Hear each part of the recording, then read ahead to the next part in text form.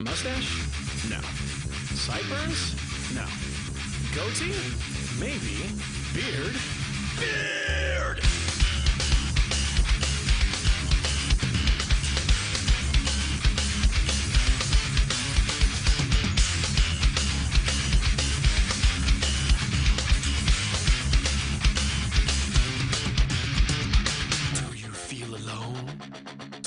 Feel neglected? Not doing too well with the ladies? Well, I've got the solution for you! Low self-esteem? Grow a beard! Afraid to follow your dreams? Grow a beard! Are you lonely and sad? Grow a beard! You wanna look good and plaid? Grow a beard! Are you working out? Grow a beard! Did your car break down? Grow a beard! Ice caps melting? Grow a beard! Are you stuck in the middle of nowhere and you need to make an important phone call but the battery's dead and you can't find an outlet to plug in your charger? Grow a beard! Grow the beard, feed the beard, brush the beard, manscape the beard, stroke the beard, love the beard, fear the beard, obey the beard, obey the beard, obey the beard, behold the beard, obey the beard, accept the beard, obey the beard, respect the beard, obey the beard. Oh my God. Becky, look at his beard. It's just so beard.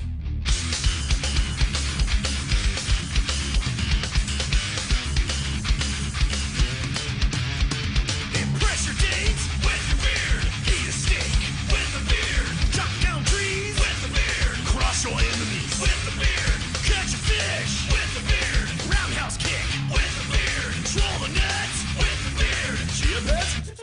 Beard. Drive a truck with the beard. Try your luck with the beard. Arm wrestle with the beard. Teenage Mutant Ninja Beard. Pet the doggy with the beard. Find your allegiance to the beard. Can't grow a beard? Then buy a beard. Do you have a beard? Then grow more beard. You need to shave this thing. Shut up, Grandma! Grow a beard! Dump in the beard, drink to the beard, cause beards are good and scruff! Obey the beard! Behold the beard! Obey the beard! Accept the beard! Obey the beard! Respect the beard! Obey the beard!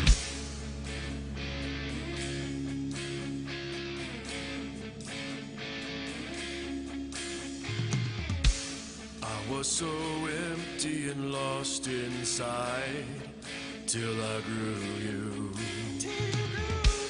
I put my faith in my facial hair to get me through. Well, I can defy the odds again and again with you on my chin. With every moment you grow closer and closer to my heart. I love you, beard. If you love it so much, why don't you just marry it? Do you take this beard to be your lawfully wedded beard? For bearded or for worse, in scruffiness and in beard, till shave do you part? I beard. Abe Lincoln had a beard. ZZ Top, epic beard.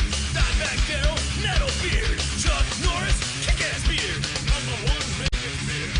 Chewbacca is a beard. Santa Claus, Jesus Christ, God has a beard. Obey the beard! Obey the beard! Obey the beard! Obey the beard! Yes, it is. Beard Talk Live. Beard Talk Live. Nobody with us? I'm with you. Awesome. It's good to hear from you, sir. How are you? Not too bad, not too bad. Awesome. Glad to hear it. I decided to go old school, back to where it all started. Episode 13 here of Beard Talk Live. That it is. And Why'd we start with episode 13?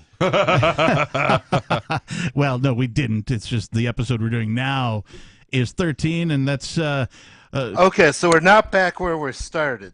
No, but with the music selection for the intro. Okay. To the episode. Yeah, I went back to what we used to do, which is a song by one of my favorite bands, Psycho Stick, and it's called Obey the Beard.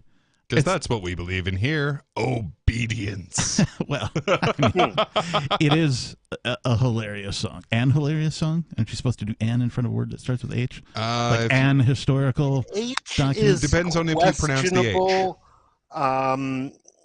I probably would not. What was the word?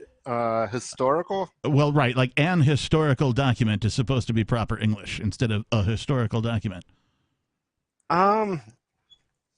Yeah, it's hard with H's because you just look for something that sounds right, and some H words nothing sounds right, and I think historical might be one of them. I think that one's more of a matter of what your accent is. Because if you pronounce your words in a British way, like an historical event, makes sense. But if you pronounce your words with an American accent, then it's a historical event. Well, right, but there's also a word, ahistorical. No one uses that word. Okay, but it is. We keep it in the back of the closet for a reason. Well, occasionally ahistorical, counterfactual, Right. So, yeah, it's a fancy way of saying bullshit.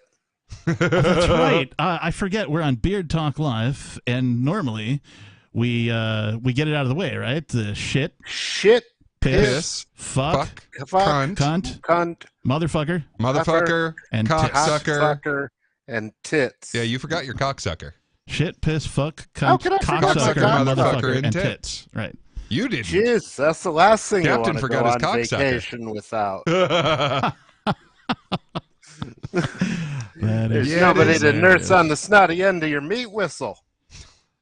It is weird that that's an insult for the record, because the world does need more cocksuckers. And fewer motherfuckers. Yeah. People, I think we're about right on tits, though. I don't know. I mean, They could be bigger. if nobody's fucking the mothers, they won't be mothers after a while. I mean, they will be, but their kids will be grown. Oh, no, that's so that's the thing. The reason that became a cuss word, at least I'm convinced of my own heretical theory, is that so if you go around fucking married women, well, that's not good. But if you go around fucking married women with children, that is worse. Well, motherfucker I may be, but the mother I fuck ain't related to me.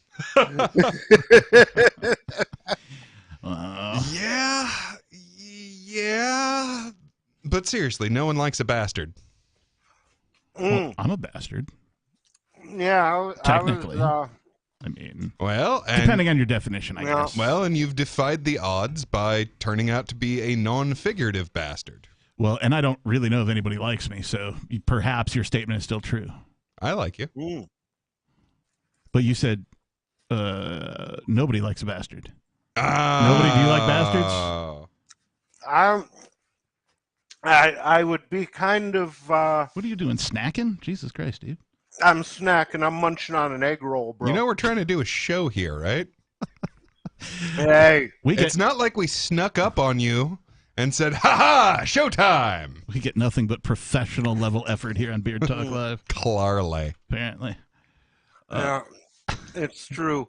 What the fuck were we talking about? You people are mad bastards. Bad bastards? What? Oh, wait, I was supposed to figure out if I liked the captain. Yeah, you'll do. Okay. Because Peekla said nobody likes bastards. Yeah. A bastard. I said nobody likes a bastard. Well, being a bastard myself, it would be what's the word I'm looking for? Hypocritical for me to criticize it. Yeah, you're kind of in a weird zone as far as that goes too, because your biological parents aren't married, but you were adopted, so you are and are not a bastard simultaneously. Yeah, well, I'm a retired bastard is what I am. Hey, I like it. Speaking of bastards, Beard Talk Live, who the fuck is this? Oh, good gravy. Sounds like a You bastard to me. bastard! Major bastard? Did you kill Kenny again? I knew about. What are you You probably didn't listen to her. I think he cut off during I'm the one your mother warned you about. Yeah, I said you probably didn't listen to her. To who? Your mother. Oh, well, I didn't listen to your mother either. You know, Yeah. my mom It's didn't give always me fun fuck all having for people- advice on dating, which I gotta tell you, I kind of suffered as a result because, oh man, I've been with some real winners. Yeah, yeah.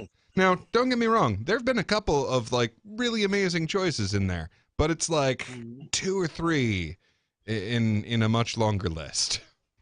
Yeah, you sometimes pay a serious tax when you cross the troll bridge. The troll bridge. So I said to the guy, "It's not the bridge I want; it's the troll." Major, what's on your mind, Major? Must be Billy Goat Gruff, to whom I speak. Yeah, well, there's 3, so yeah. I mean, we're all sort of, Billy Goat Gruffs, right? We've definitely got the beard for being Billy Goats. Yeah, certainly. You guys just gave me a segue I couldn't even fight for. Is this Sheep Talk Live? Well, only because you're calling. Oh, Sheep and Pa told me about. Wow. Major, are you on speakerphone again? Because your phone's Yeah. It's fucking awful, man. I got to tell you. It's distorted on the top end, and it's like you're yelling at us. Oh, I thought he was trying to just make things challenging, turn up the difficulty a little bit. That's half the point of dropping acid. I have had conversations with you boys on and off speakerphone and had difficulty as far as which one is better, because some has Off told me this one speakerphone. sounds Off. better. Yeah, This one, This is better. non-speakerphone. Non-speakerphone always sounds better. Yeah, this is you off speakerphone, and we prefer it. all right. Just for the record, so you know. And you sound much better, by the way. Hey, damn it, I hate it when they steal my megaphone, kick me off the bleachers. A basketball team come kick me up the scene. Wearing high-heeled sneakers and acting like a queen. And I don't even care if people think I'm funny, because I'm a big rock star and I'm making lots of money. I own apartment buildings, and I only know 3 chords.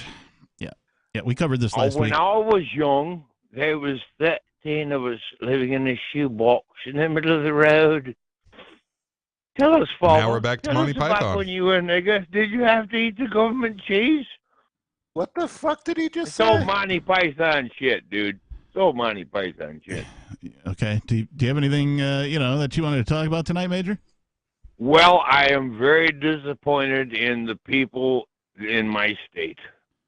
The Michiganders. You mean drunks? I have met a gander. You know what a gander You know, is? I can't blame you for that. They reelected fucking Whitmer. Yeah, well, hang on. Let him finish. Let him finish his thought. I know they did. They? Yeah, they did. They're dumb. They're so Yeah, dumb. Witless Whitmer. She's back in the fucking house again. I like to call her Shitmer because, well, I can now. We're on Beard Talk Live. I can. Well, yeah, you can, and you damn well should, son. You damn well should. See, maybe I'm paranoid, or maybe they're out to get me, but going from the polling we saw, like up to the day of the election, to the election results, made me think of something that old Uncle Joe Stalin used to say. He said, "It does not matter who casts the votes. What matters who counts. is who counts the votes." Yes, Yep. sir. Yeah, that's And we one of those have things these- that occurred to me is like, if we use the same security protocols for voting that we use for nuclear warheads. Okay. Like if we used the protocols for voting on the security of our nuclear warheads, we would all be dead. Well, we And do yet- actually use the same protocol for nuclear warheads that we use for voting. We pretty much let the government deal with it. However, if we use the same protocols for voting that they use on Dancing with the Stars, the vote would have been counted within, a couple of hours after it was over. And accurately, too. Yeah. All right, so what would you say if they had, what do they call them bastards that are supposed to be defending us? The white painted tanks. militia? No, the United Nations. Yeah, the United Nations. The Boogie Let's Boys? say The United Blue Helmets? Nations. No, listen. This is what I went through in 2020 when I voted. Okay, before I discovered the audacity of these Dominion voting machines that came from Venezuela. Mm. Well, when I went in a couple years ago and I voted, right, they had this scribbling ballot where you can fill in a dot. I could fill in Republican or I could fill in Democrat. That would fill out the whole freaking ticket. Sure. Okay? There was one county, redneck, inbred, the whole county got shanghaied. 98% went to Biden. And there ain't no way in hell I live here. They did not go for fucking Biden. They just jacked that bubble from one side to the other. So this year when I went in, I scribbled out all the little fucking dots. Okay. Right? Both sides of the damn ticket. And then when I walked up to the voting machine, which had the exact same ballot, and there was a little cover shield that you had to put this fucking thing in. Mm-hmm. And the cover shield was numbered. And then you stuffed the ballot like Walmart sucks your $50 bill out of your hand, right? Bang! On. Yeah. And but the thing is the same voting machine that I went to last year. So they didn't change at all. White with cream-colored corners. And when I went to it this year, everything was painted charcoal gray. And there was no distinguishing plaques. I fucked this thing hard.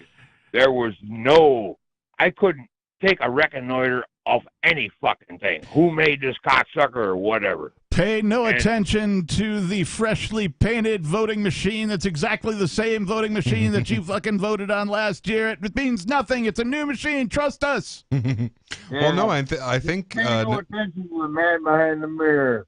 They've been telling us since 1956.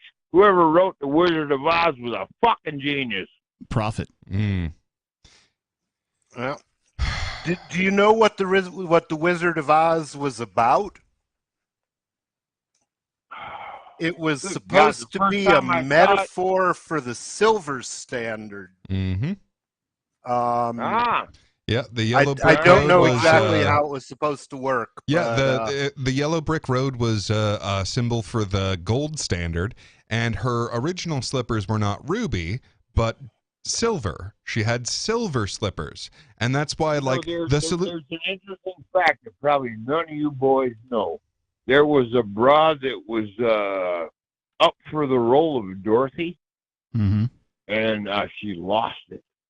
And in the original cast, in the original fucking footage, she is seen hanging on a tree on the ridge behind where they're filming. Yeah, I've seen the scene you're talking about, and I don't buy it. Well, I don't know. It's pretty damn spooky. Well, and so was it the author that said, nobody, that's what the film was about? I don't know. It was. I've never heard that one before. Well, because I know it's referred to by at least libertarians, anarchists, voluntarists as sort of like in the same vein as like The Matrix. Like it's a complete analogy for the state in many ways, right? You know, the man behind the curtain, all that kind of stuff. And so it's compared to that, at least from a liberty perspective. Well, and where does the man behind the curtain live? In the Emerald City, right? In Seattle? Green. Oh, yeah. Greenbacks. Paper money. Pay no attention to the man behind the curtain. Jay Powell printing the money. Federal Reserve. Good call. Exactly. Good call. Whereas the actual solution to your problems is silver and gold. So you follow the yellow brick road, find the man behind the curtain, and what do you find out? Well, we just got to use this silver stuff. Oh, and then we have the fucking You're underwater. You're underwater again, Major. You don't even know how to hold the phone. Just runs through the pop. He's just gibbering today. Well, I mean, well, no, kind of his I'm thing, thinking about the movie. I'm thinking about the movie when the lion and the tiger and Dorothy and all them and bears. are running in the Emerald City. They're running through the field of poppies. Opioids. Oh yeah, that's why they put you to sleep. Oh, yeah. That gives me an idea for a Yeah, song I'm not later. as thick as you stone knives, you bastard. Well, I mean, we've already established our bastardness, so no need to repeat yourself. I'm not. How do you know? Oh, How do I know? always late. Because the 13 in the shoebox. Because I trust the witness of my sisters. Like, I know for a fact that that's my mom.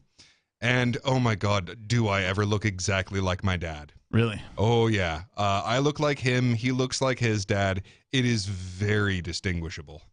The Well, it's Holdren better to nose look is like unmistakable. your dad because your mom's pretty sure where you came from. Right?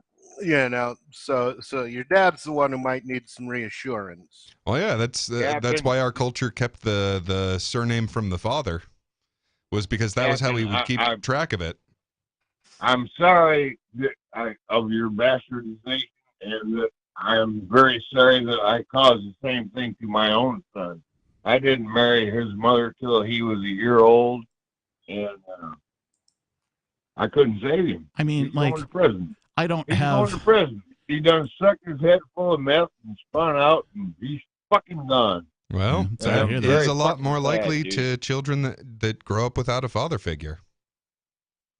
Yeah, I don't know, but I do want it good, but I don't know. Are you talking into the phone, dude? Because, like, you keep dropping out. Well, I There guess you I go. Mouthful of too far away. dicks. I probably dropped it too far away from my jaw. Yep, that's I what was happened. kidding. Yep, you got it now. What were you saying? Oh yeah. Fucking dude, I've been through so much hell. Yeah. Government trying to steal my children from me. Fucking government trying to steal my life from me. I got penned up for a felony in out west during the Obama years from Michigan misdemeanor. Spent 4 years, about 2 stints, 4 and 8 months in federal incarceration, Right. bouncing around out west, and this is all from a Michigan misdemeanor that's by now 23 years old. I'm the panty bandit. I snapped the teenager's waistband. Is that Yeah. what they call you? Oh no, that's what I call myself. Just okay. reflection on it. You make one I thought bad it was joke, broth. it can fuck your whole world up, dude. Oh, that yeah. is true. Well, people do have a right not to be touched. Mm. Well, it wasn't what it was purported to be. This whole thing was gone home and reported to her grandmother, who called the state police. And upon further investigation, I'm pretty damn sure her father was molesting her a long time before I ever even did whatever the hell I didn't do. It was just a whole fucked up inbred. This is Mansalona, the Antrim County. The vote that was stolen, same damn place. What county? Fucking inbred hell, Antrim County, Michigan. Antrim? Anthem Right. County. Dead I don't center even know of the where the state. hell Just that is, north and I of grew up Gaylord. in Michigan. Antrim, Antrim. Yep. What towns It are was there? the last chance lumber camp. It was the only place that was so difficult to log that none of the trees had been cut. There was no rivers. It was hillier than fuck. So every inbred motherfucker that had got kicked out of every other camp ended up there. Michigan history. There you go. So nobody. Antrim County is in the northwestern corner of the Lower Peninsula. So it's almost to the top, but it's like 2 counties down and 3 counties down from the top. I'm just looking at a map here I found online. So let's see what towns might be there. It's about 3/4 of the way up and right about dead center. So I found out the source of the Wizard of Oz monetary thing. All right. In a 1964 article, educator and historian Henry Littlefield outlined an allegory in the book of the late 19th century debate regarding monetary policy. So that's where that comes from. Who? I'm sorry. Who debated Henry on it? Littlefield? Henry Littlefield. Yeah, first I've heard of it. An Was he American defending educator, paper? author, and historian. Was Most he notable defending for this paper or claim. gold? Hmm? Was he defending paper or gold? Neither, actually. So what they were debating at the time was called bimetallism. So there was a gold standard already. There was only two kinds of metal? There are only two sexual orientations. Oh, there's bisexual, Straight and queer. Trisexuals. Hell, I've been around for 30 years and I already know all them. Well, in a way, there is only two Thank you for sexual tuning to orientations. Straight and queer. WTMI, the Too Much Information Station. No, there's two sexual orientations, yes and no. That's it. That's all you need to know. Well, no, when I was a kid, there was three. There was normal, dry, And major pain. Oh, no, I actually invented trisexual. Because they will try anything. You just kept trying? Chickens, Back in mud, 78. anything. Little hole in the tree over there. Yeah, If you it's got- hold the snake got some for moss me, on it. I'll go for it. All right, there's a trisexual. Take the fangs out the bastard first, I would hope. But anyway, yeah, no, I'm just being a rude bastard. No, I do actually understand why people would want to know what people's sexuality is, because if you're going to be running around creating humans, then I'd like to do everything in my power to make sure that those humans have a decent life so that my world becomes better instead of worse. What does that have to do with anybody's sexual orientation? Well, there's only one particular way of coupling that produces humans. Yeah. And it's males and females. Okay. So if I know for a fact that someone is homosexual, I don't ever have to worry about them accidentally creating human. I see.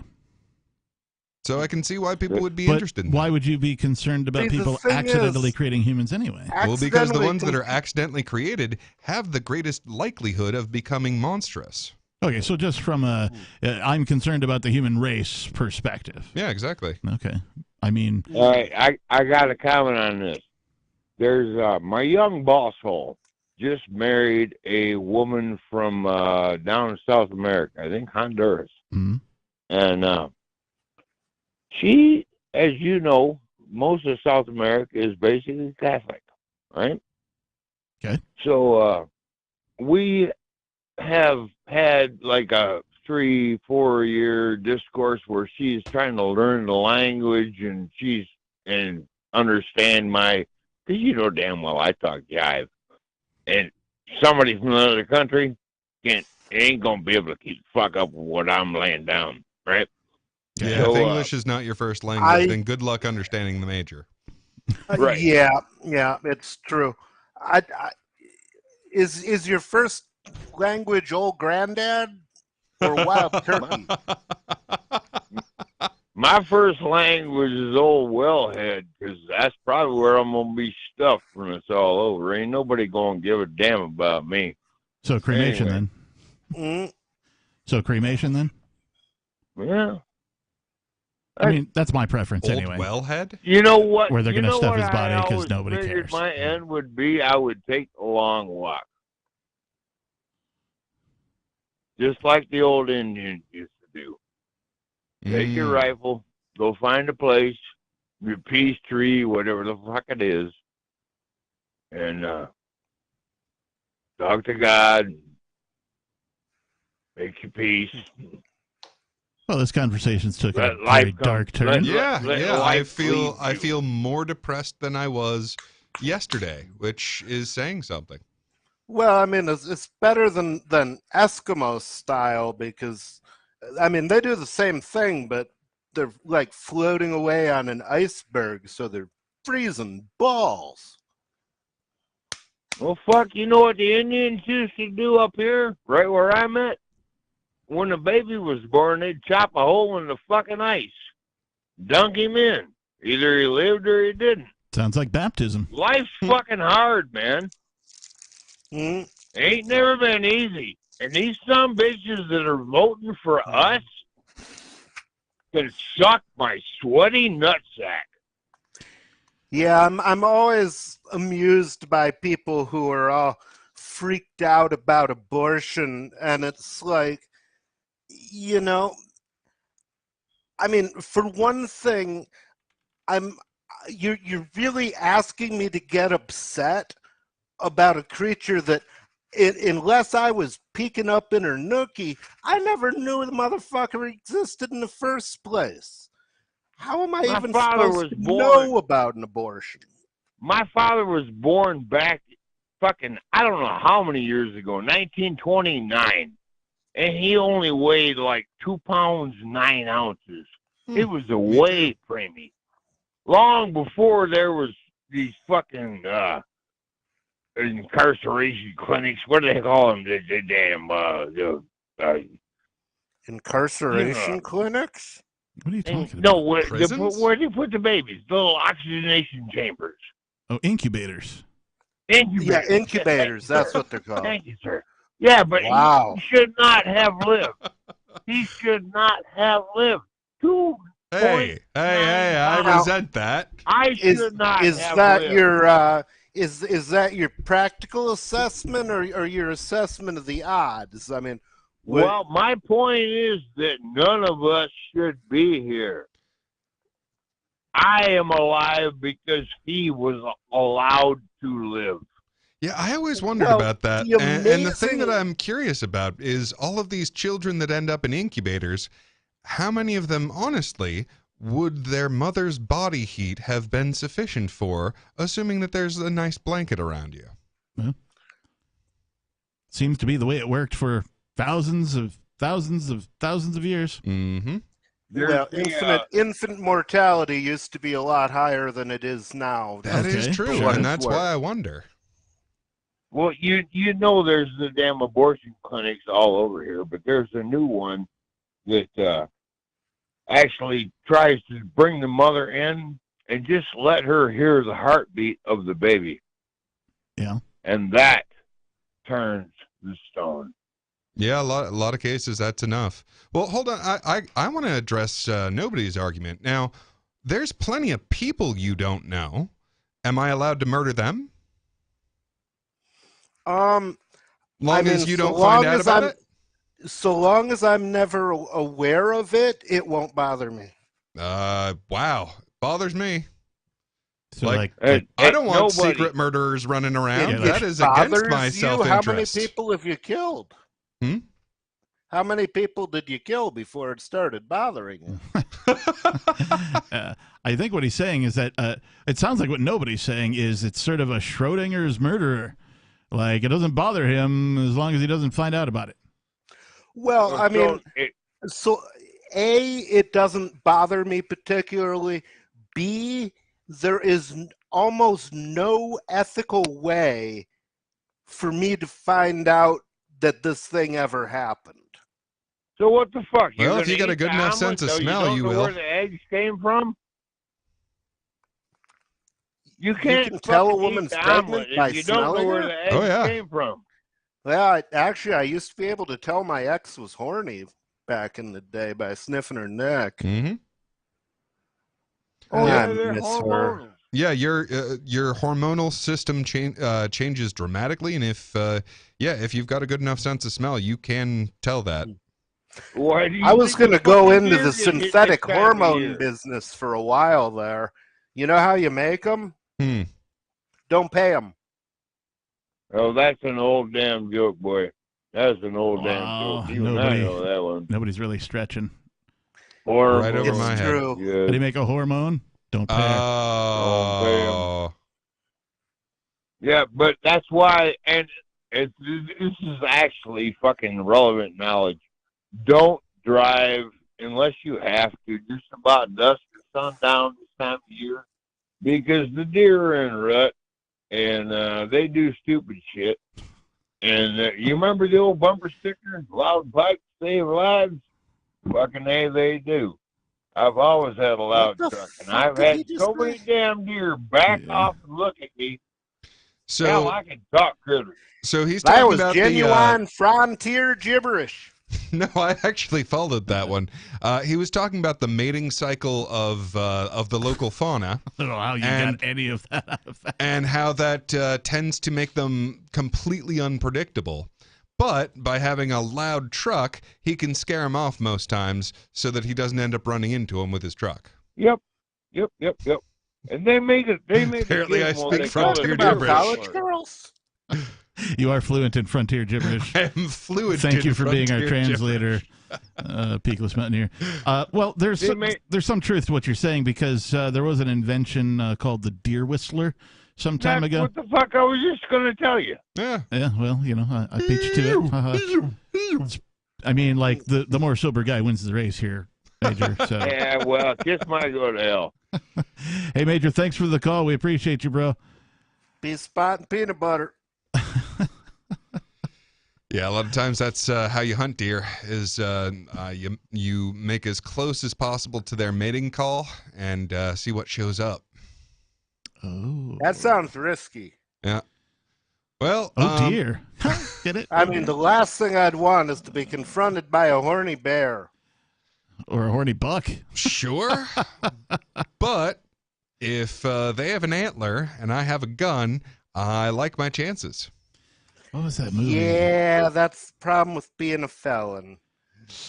What was the Yeah, movie that'll where? do it. What was the movie where Leonardo DiCaprio got impaled by a bear? And I mean, like more than the impaled's not even the right word. He got like Sorry, it was like I have a mental image of like a bear going through the center of him. It's like no, how would you impaled even is the fit wrong it? word. This bear, I mean, basically ate him for dinner. I mean, without like actually chewing, like it Oh, was flipped that him the one around. with and, Anthony Hopkins? I think what so. one man can do, another can do? No. or- That one's called The Bear or something. It's Oh, got okay. some sort of weird. Right. No. This was more. I think it's called The Revenant. Ah. Maybe. Anyway, there's this scene in it. This violent scene where a bear attacks a man. The actor just happens to be Leonardo DiCaprio. And, like, I don't like Leonardo DiCaprio based on my parody of his last name. Everybody else seems to mispronouncing the R in DiCaprio. But DiCaprio? it's DiCaprio because that's what his acting's like. It's DiCaprio. What'd I say? DiCaprio. I actually thought he did really well in Romeo and Juliet, of all things, which surprised me. Well, fuck I that think guy. he's a decent actor. At any rate, there's this scene where he gets mauled, and it is a violent. You're just like, damn, right? Like So he goes shopping? Oh, the other kind. MAULED, not MALL''D, right? Yeah. Okay.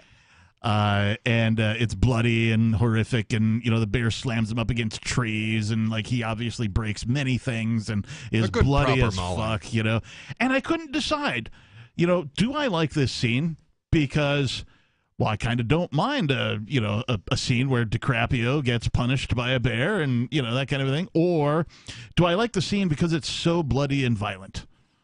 Right? Is it my hatred for DiCaprio that made me like the scene?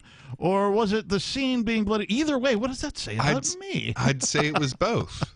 It was, you feel a So sense you're of not sure if schadenfreude, and they did a really good job of selling that schadenfreude to you. Nobody?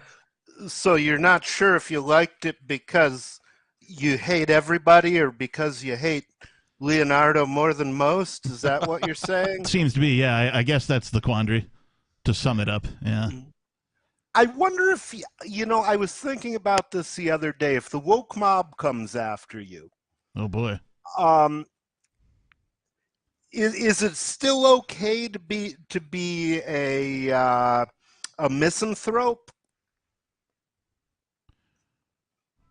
Well, Because even if they discover that you hated one particular race, not that I do, but if you did, what if you could prove that you hated everybody else Well, too? that So depends. it wasn't a matter of racism. Okay. It was just a matter of not liking people. Well, if you're a black misanthrope, that's fine. But if you're a white misanthrope, then you're still a Nazi. just for anybody who's listening that might not know what misanthrope means, it is one who hates or mistrusts humankind. By that definition, that's me. For the most part, I kind of hate humans. Hate's probably a strong word. Dislike. I'll throw myself in that hat. Yeah, for sure. Like- I mean, honestly, like,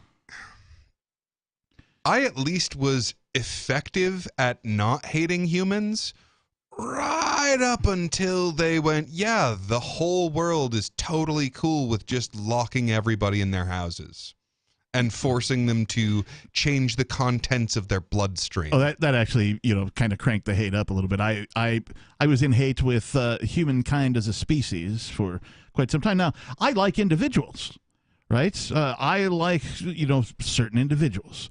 But as a whole, if I'm evaluating mankind, I'm like, yeah, mankind's kind of shitty. Kind of don't like them a bunch. Possibly even hate them. So I definitely believed that for a long period of time, but I did realize that was a psyop. Really? Oh, yeah, absolutely. So, I mean, if you look at, like, the worst possible people on Earth, like Klaus Schwab, for example. Oh, like politicians. Yeah. Politicians, your Joe Biden's, central bankers, what's his name? Dimon. Jamie Dimon, yeah. Oh, yeah. Your Rockefellers, your Rothschilds, just all of the worst. Look at the messages that they're trying to sell us. They are trying to tell us that, humans are killing the planet. Those despicable humans, they shouldn't exist. I mean, they are completely consistent with this message of humans are the worst. They suck the most. They're bad. They're evil. They shouldn't exist. They certainly shouldn't reproduce. What I don't understand is how they know what the plan is, because, we're not the first species to change the atmosphere. Right. The atmosphere used to not have a lot of oxygen in it. We couldn't have lived on Earth some number of millions or billions of years ago, Right. until some bacteria managed to decided that they liked eating carbon dioxide and pissing oxygen. Right. Thank you, algae. Yeah. And I think they drove themselves to extinction. So, I mean, fairly certain they that's just the thing evolved that into I a don't different form of understand. life. Why do people who hate people worry so much about the condition of the planet?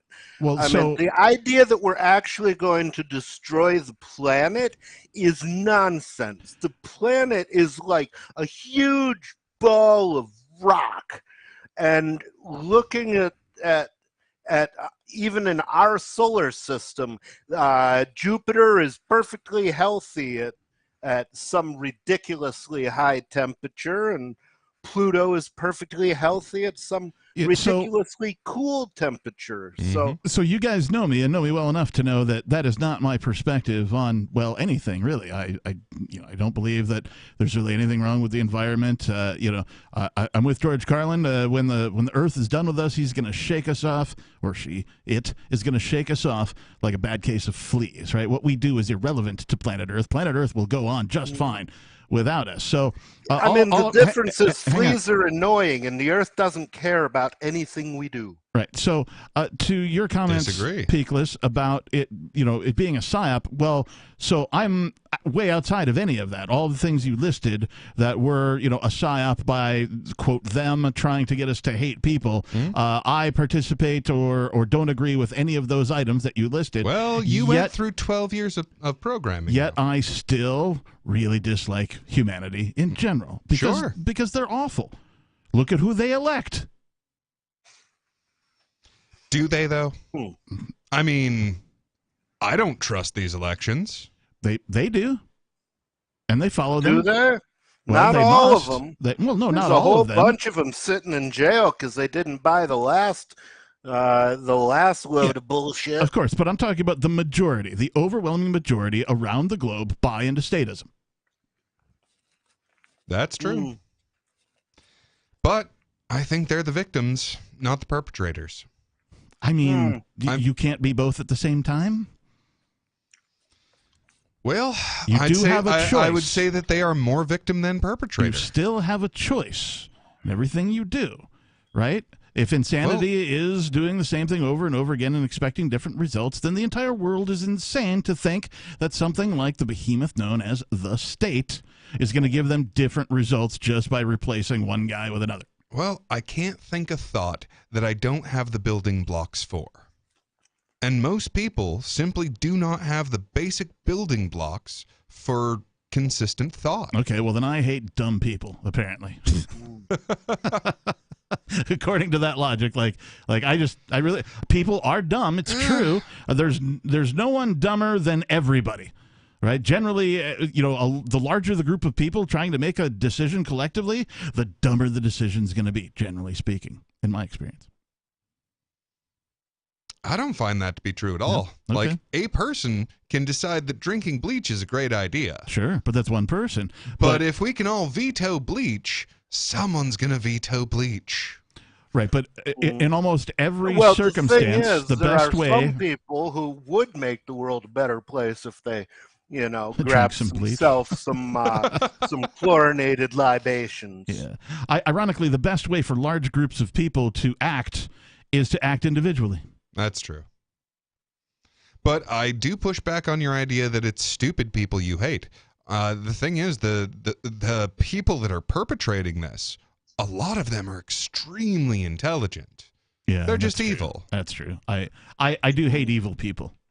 I guess it comes down to intent, right? I can be forgiving of people who don't know any better, right? Maybe they're still brainwashed. They haven't really thought it through ever, right? I bump into so many people that, like, I agree with a lot of what you say, but I still think that there should be government. And I'm like, well, then you haven't really heard or thought through a lot of the things that I say. Because if you did, you would be on. And I don't know how to push people over that edge. I guess that's why I hate people, because they're easily manipulated, brainwashed, and led into otherwise stupid things by evil people in power. Of course, if they were easier to brainwash, it would be easier to convince them not to have a government. Yeah, I mean, people are not that easy to brainwash, but if you give anyone 12 years of access to their brain at that perfect middle ground where they've already learned language, but they haven't formed their own identity, yeah, you can convince them of damn near anything or for the the rest of their ability life. to think something through from beginning to end before they do it. You remember those joke tests they used to have? They would go around in school. They'd be like, Read all the number one, instructions read all the before you do instructions them. before you do it. And you'd go 1, 2, 3, 4, and you'd start answering them all until you get to the bottom. It says, answer only questions 1 and 7 or something like that. That to me is like an illustration, a microcosm of humanity. Well, so I think that's not fair. And here's why. So they have trained us at that point, like at least as I recall this. I got this in high school, right? Mm-hmm. So by that point, I've had like a decade of training that the top little instructional paragraph is totally useless. It's always repetitive. It's totally useless. And I've been trained for like a decade to just skip that because it's never been useful. And then you suddenly give me a paper where that's useful. Well, of course I'm going to skip that. I've been trained by my school system not to pay attention to that thing there. But what bugs me about that is, what else have I been trained not to pay attention to? That's the real question. Liberty. Yeah. Yeah.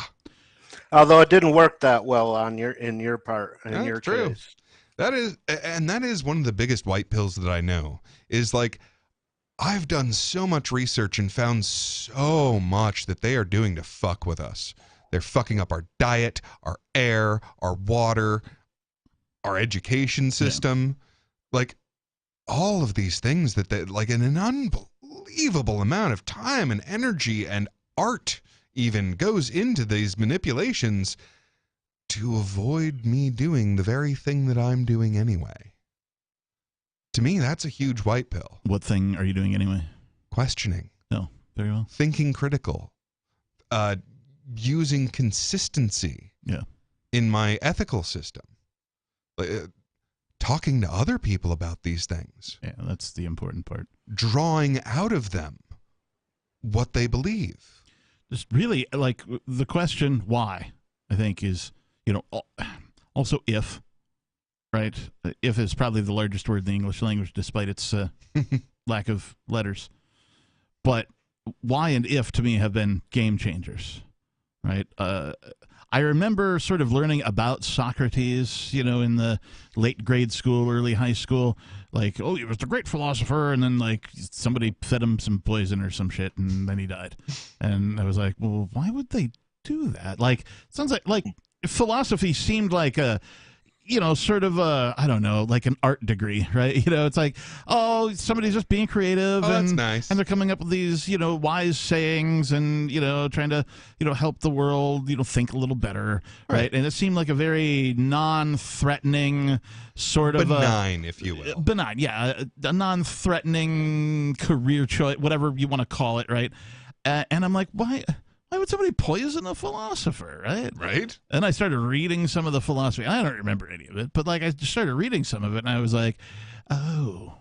Right? Because his entire thing, the Socratic method, it's just questioning. Yeah. That's all it is. And you just keep asking questions. Yeah. And like Plato had it coming, but he didn't get it. Yeah. Yeah. 2-year-olds or 3-year-olds, depending on, what kind of kids you have this down pat, right? They come to you and they're like, why? Right. Why?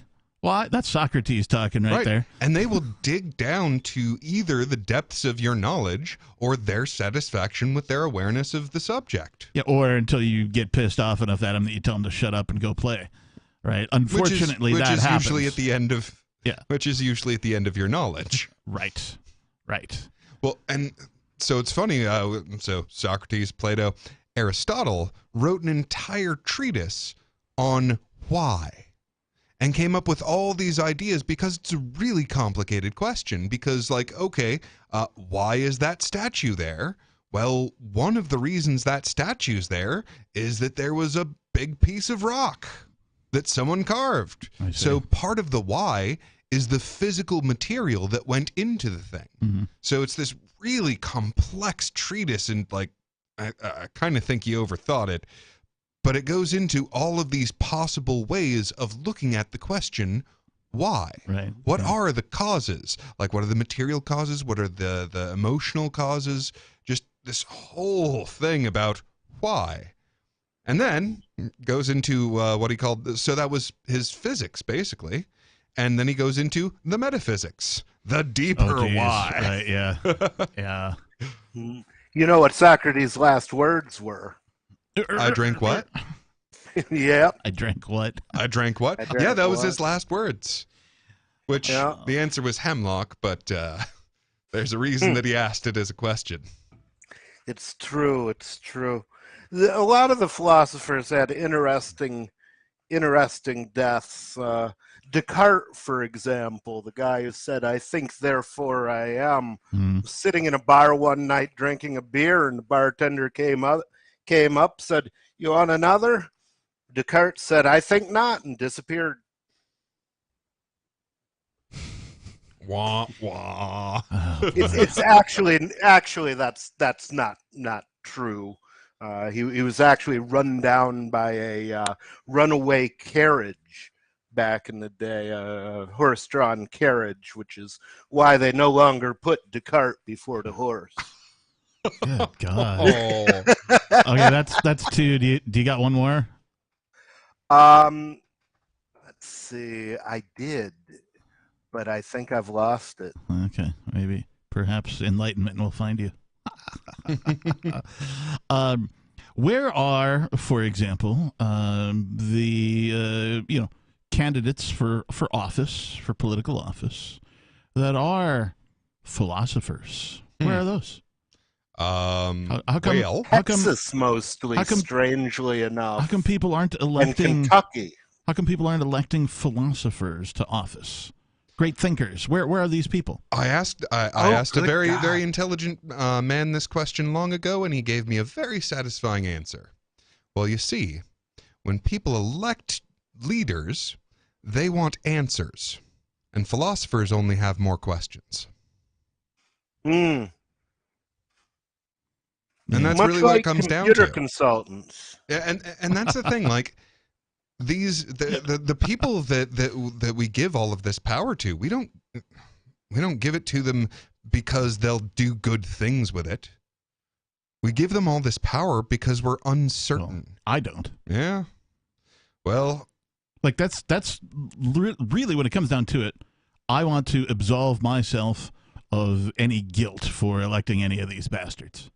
Right? So I have a clean conscience now, right? I did not vote for any of these fucks.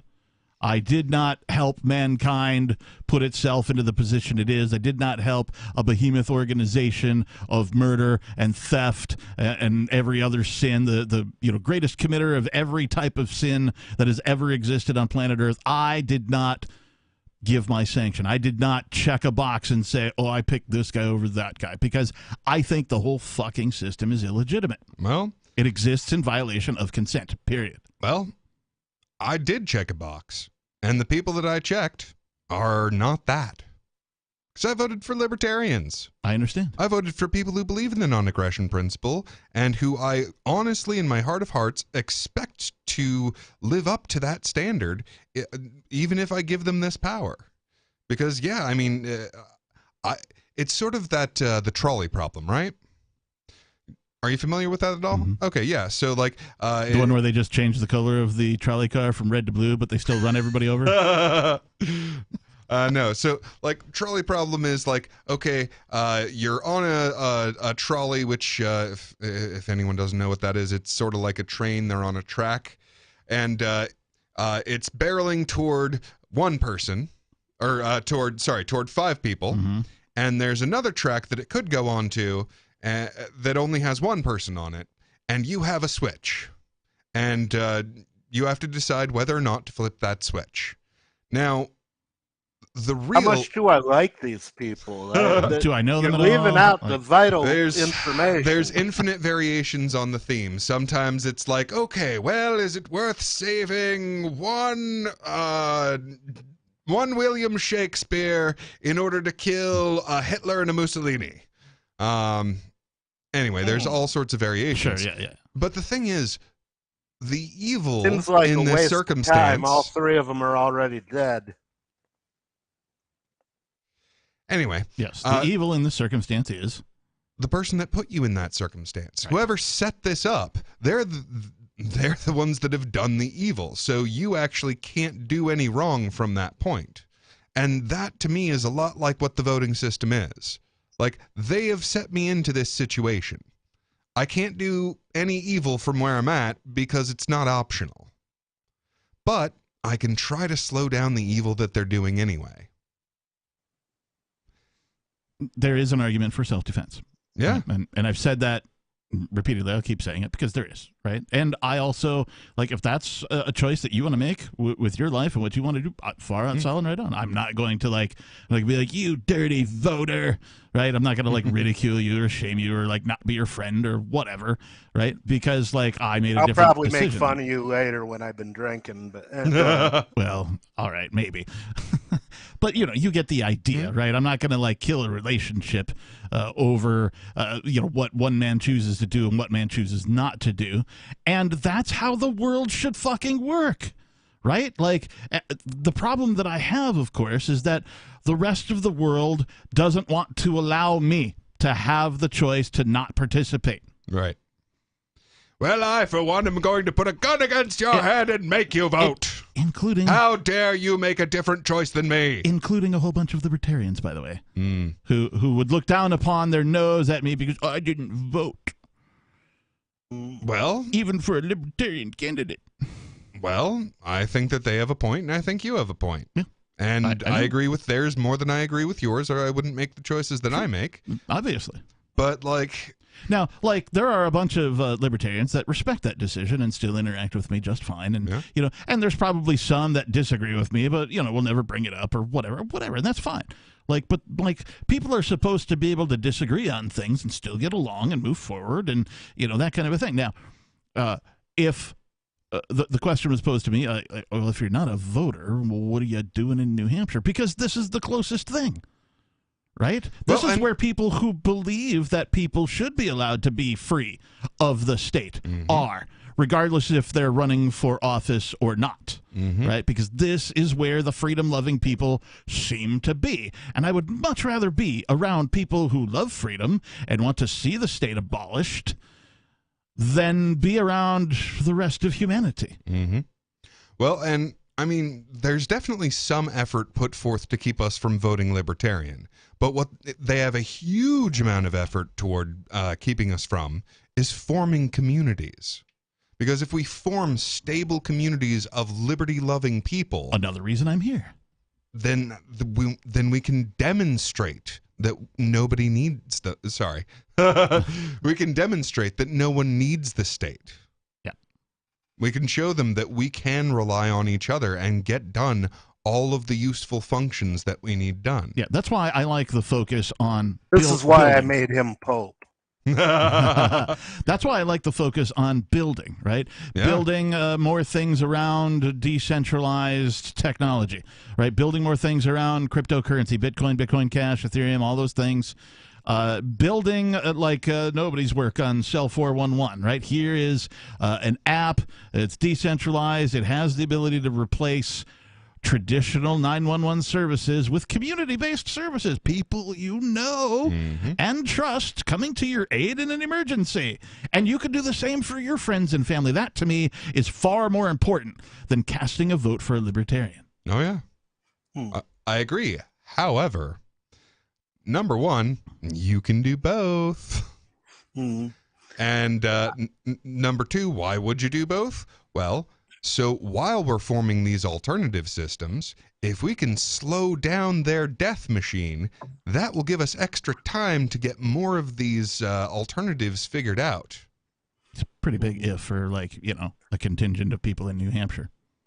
Well, yeah, it is a big if. My whole thing is a lot of people showed up at my 420 rallies, including a pretty large contingent of people that never smoked weed and never want to. And so, you know, if I've got a bro and my bro's doing some activism up here, even if it isn't my cup of tea, if he needs, you know, half an hour of my time, I'll probably give it to him, because so many people have done that for me. Yeah, I've certainly supported many people. Also, it's not like I've done nothing, right? I've been on, you know, episode 13 of Beard Talk Live now, in addition to 3 years of Free Talk Live. You know, I've been to protests, I've been to some of the rallies and things of that nature, and I have an idea of what goes on there, and, you know, I continue to support other people. I'm not comfortable saying, but I am doing some work for somebody else right now that's a libertarian and does some work, and, you know, they've employed me because of my skill set to do some things, and I'm happy to do those kinds of things. So it's not like I'm not doing anything, but, like, to me, the things that I'm doing, far more effective, far better measurable, immediate results, immediate gratification than anything that I could vote for. Well, I would say that the voting, the amount of time that it took me to vote, in reference to the amount that did to change the state to make it friendly to liberty, is easily one of the best investments of time I could possibly make. I mean, we had a record number of Free Stater representatives in this election, and I expect that will continue. Yeah, it's really easy to vote, to cast your preference on other people. Well, and my preference is to have fewer things be determined by force. And this is where we differ, because you are using force in making that decision.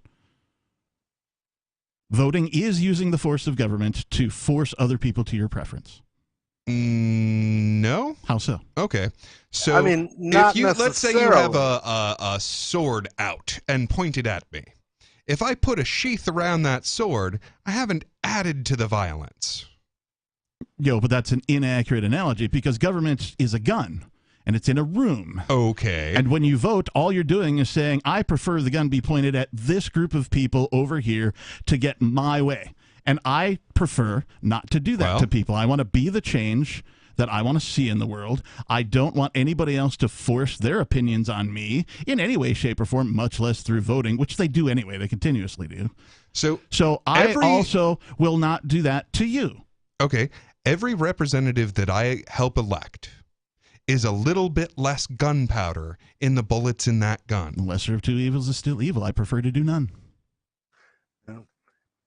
I think it's best if nobody has the gun.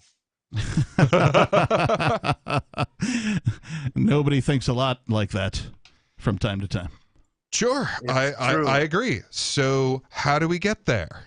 Okay, we need to do all these alternatives so that we can demonstrate that we don't. Okay, that's going to take some time. I prefer to invest my time in people and things that are building the better way. You don't change the existing thing by fighting it. You change the existing thing by building a better way that makes the old way completely obsolete.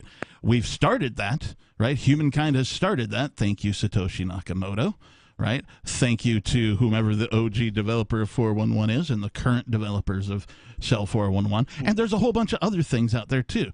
There's ideas in play, and they keep popping up from time to time about how to decentralize the governance services that governments claim monopolies on. And one of these days, somebody's going to figure out a way to make that happen. And when that happens, all of a sudden, you're going to be able to choose, okay, well, I need a road service provider, right? I need a security system. Oh, I like the way these guys do theirs over here and these guys do theirs over there. And I'm going to sew those all together, and I'm going to become a nation of one. And I'm going to have all these a la carte. And all of a sudden, now you don't have governments. You have service providers who have to compete in a market for people. Once people are sort of disengaged from geography, right? Because that's where statism wins. Statism wins with geography, right? And once you're no longer tied to geography for your statist preferences, all of a sudden, the states become service bureaus that compete with each other for their tax money. And that tax money then becomes income, which they have to provide a value. They just become companies at that point. Or it becomes a war of all against all that is winner take all. No, I'm talking about through building technology. These things can happen and happen without violence and happen without revolution.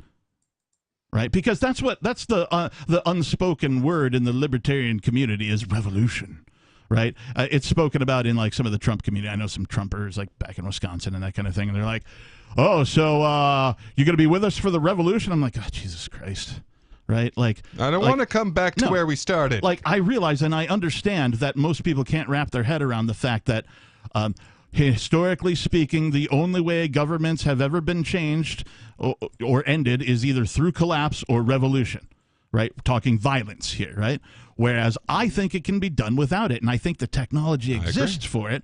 And so I would prefer to focus my time and my effort talking about those things and helping people work on those things and showing support for those things, even if I'm not a part of it, by I don't know, sharing on social media, for example, telling my friends about stuff that I discovered this thing today. What do you think about this, right? That to me is far more important than participating in the system that got us here in the first place.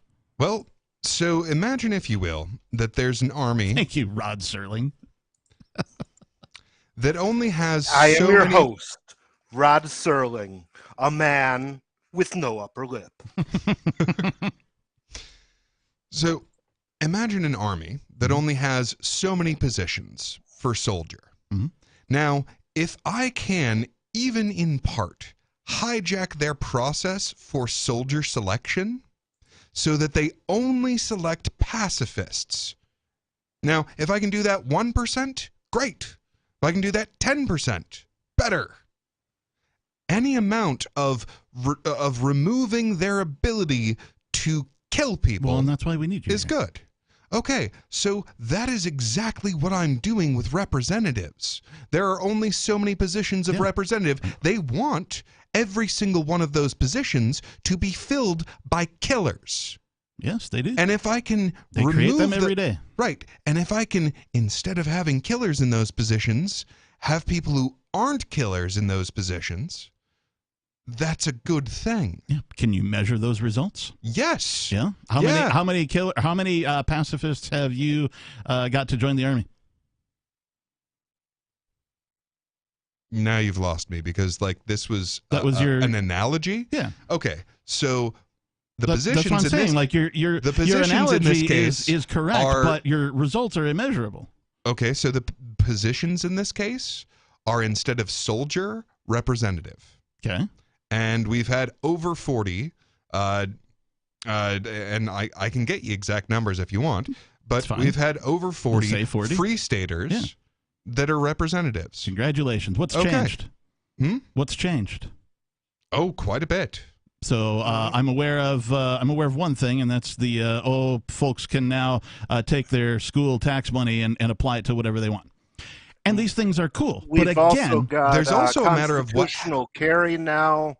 Weed has been decriminalized. But I still can't go to the corner store and buy it. I understand. Yes. You can't, and that's going to take a while because it has to be done carefully to avoid having a state-run cartel. Right. So, and there's also the matter of okay, you asked what changed, and there's also the matter of what didn't change that would have. What changes would they have made? What? You can't predict what. Sure, you I can't can. predict something that didn't happen. Yes, I actually can. Okay, wizard. Most of the It's things not I that predict hard. never happen. It's not that hard when you see that here's the pattern of what changes they make when they have power. No. And here's what they announced that they were going to do that is within that pattern. Right. So here's my whole point. It's going to take a really fucking long time. Right? Whereas building the things that make the current system obsolete going to take a lot less time. Is it now? How long did it take for Bitcoin to become what it is? Cell 411. Sorry, what? Yes, I know how long you've been working on it. But you're also a team of one. If more resources would be faster, true. right? So there's That's that. true. And I'm not. But it's just, I don't. I'm stating my preference. That's all I'm stating. You're arguing with me I for don't decisions wanna- that I've already I don't made. wanna I'm not argue You're not going to with change my which mind. is And here's the better thing. I'm not because- suggesting All right, that hang on, this hang on. is. All I'm of not us are talking suggesting the this same is a method of causing the changes that we want to see. I'm not that guy. I'm suggesting this is a method of slowing down the changes that will make the changes we want to make impossible. Well, the other thing that it does, and this is actually, I don't know if I remember this correctly. I think that Ian was a non-voter at one point because I seem to remember having this discussion with him, and I think the thing that eventually got him going was, the more votes we cast in New Hampshire, for people on the outside, that's a concrete thing that they can see and say, oh, they're doing some good shit up there. That is another aspect of it. I mean, there is an activism act. Yeah, absolutely. Love it or hate it, and which, I do hate it. People pay real close attention to politics. Which is why I've attended rallies and stuff like that, which is why I'll throw my support behind people when they do stuff like that, if they need something tangible and physical. But arguing with me, trying to get me to vote is futile. It's not going to happen. I'm not going to do it. Well, what if I was running and I asked it as a personal favor?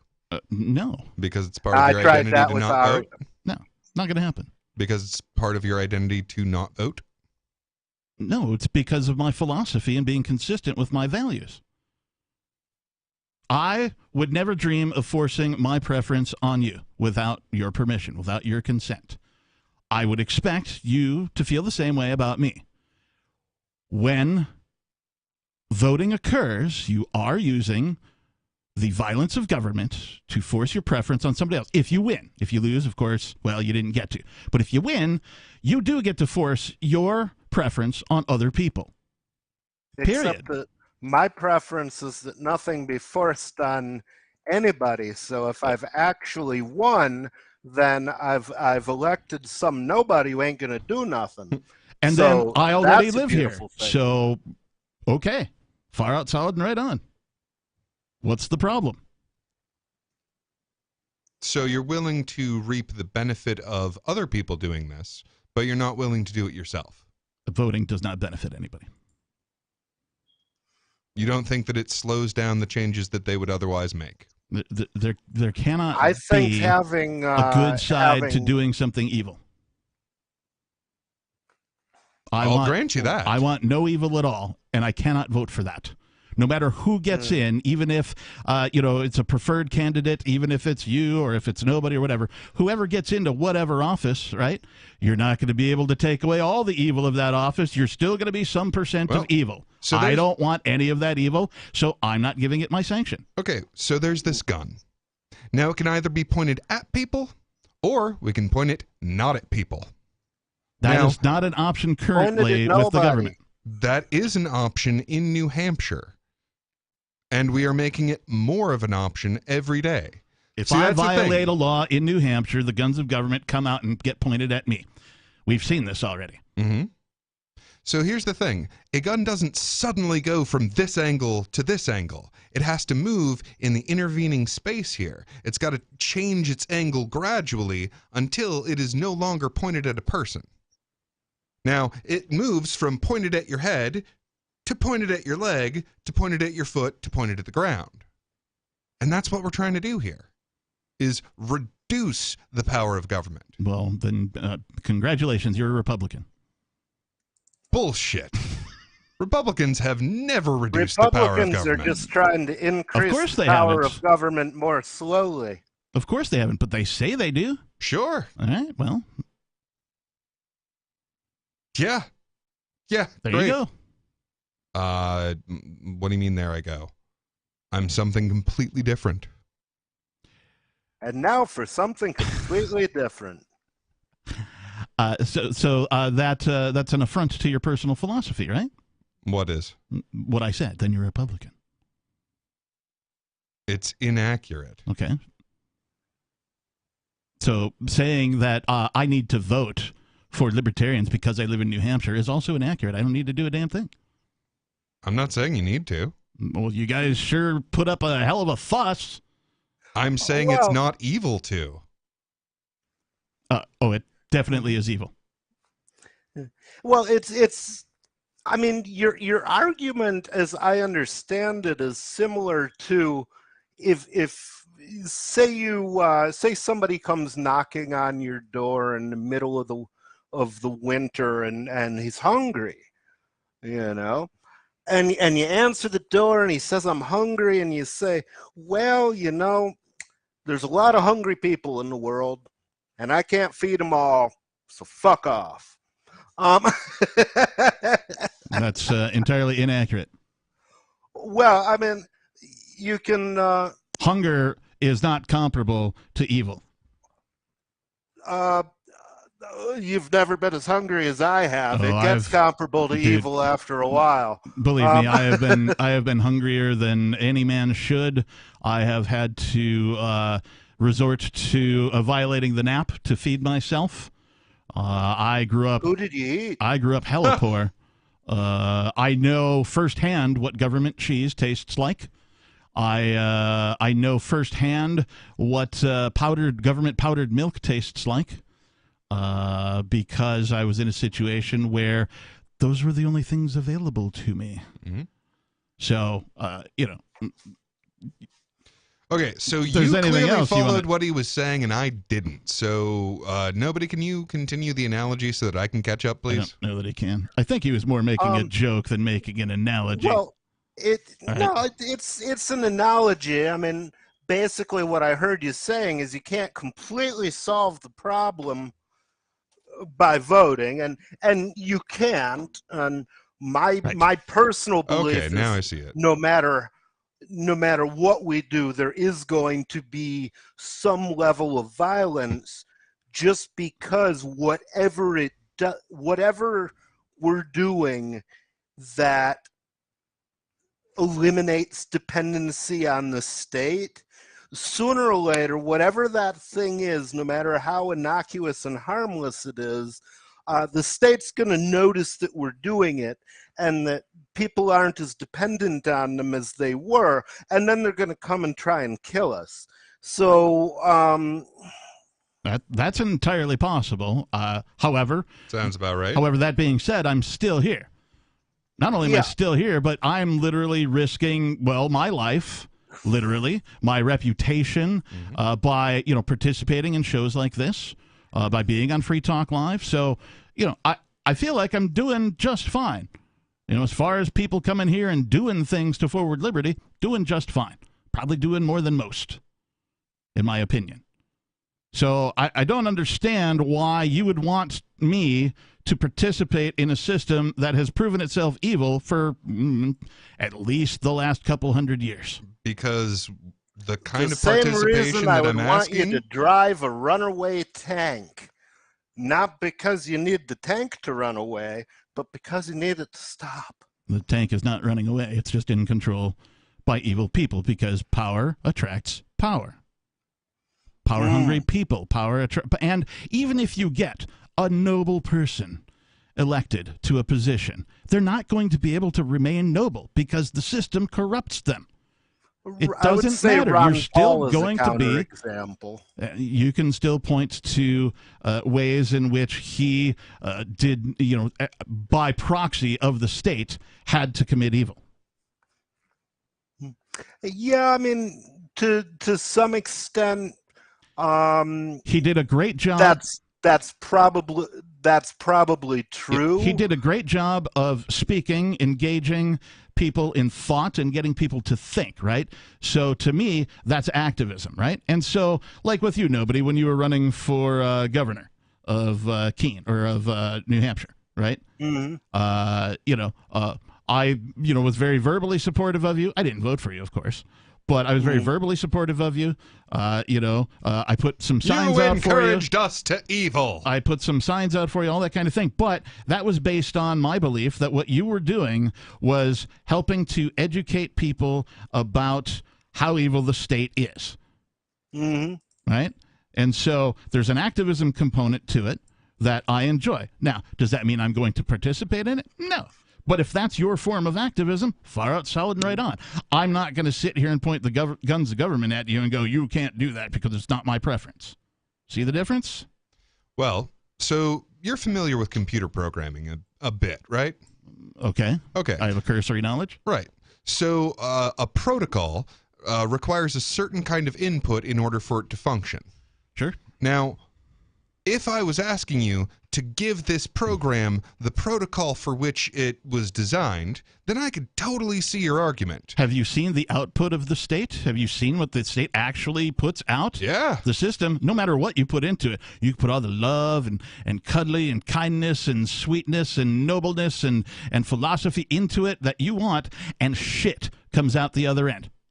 Well, no matter what. The system itself is what is wrong. As long as it gets certain inputs, it functions in that process of creating shit. However... No, that's what it is designed to do. It's designed to create shit. It's designed to create murder and death and destruction and violate people's rights and do inhumane things. And that's all that it does. That's all that it does. The evidence is overwhelming. Most effective at doing that. Why you want me to participate in that, I'll never know.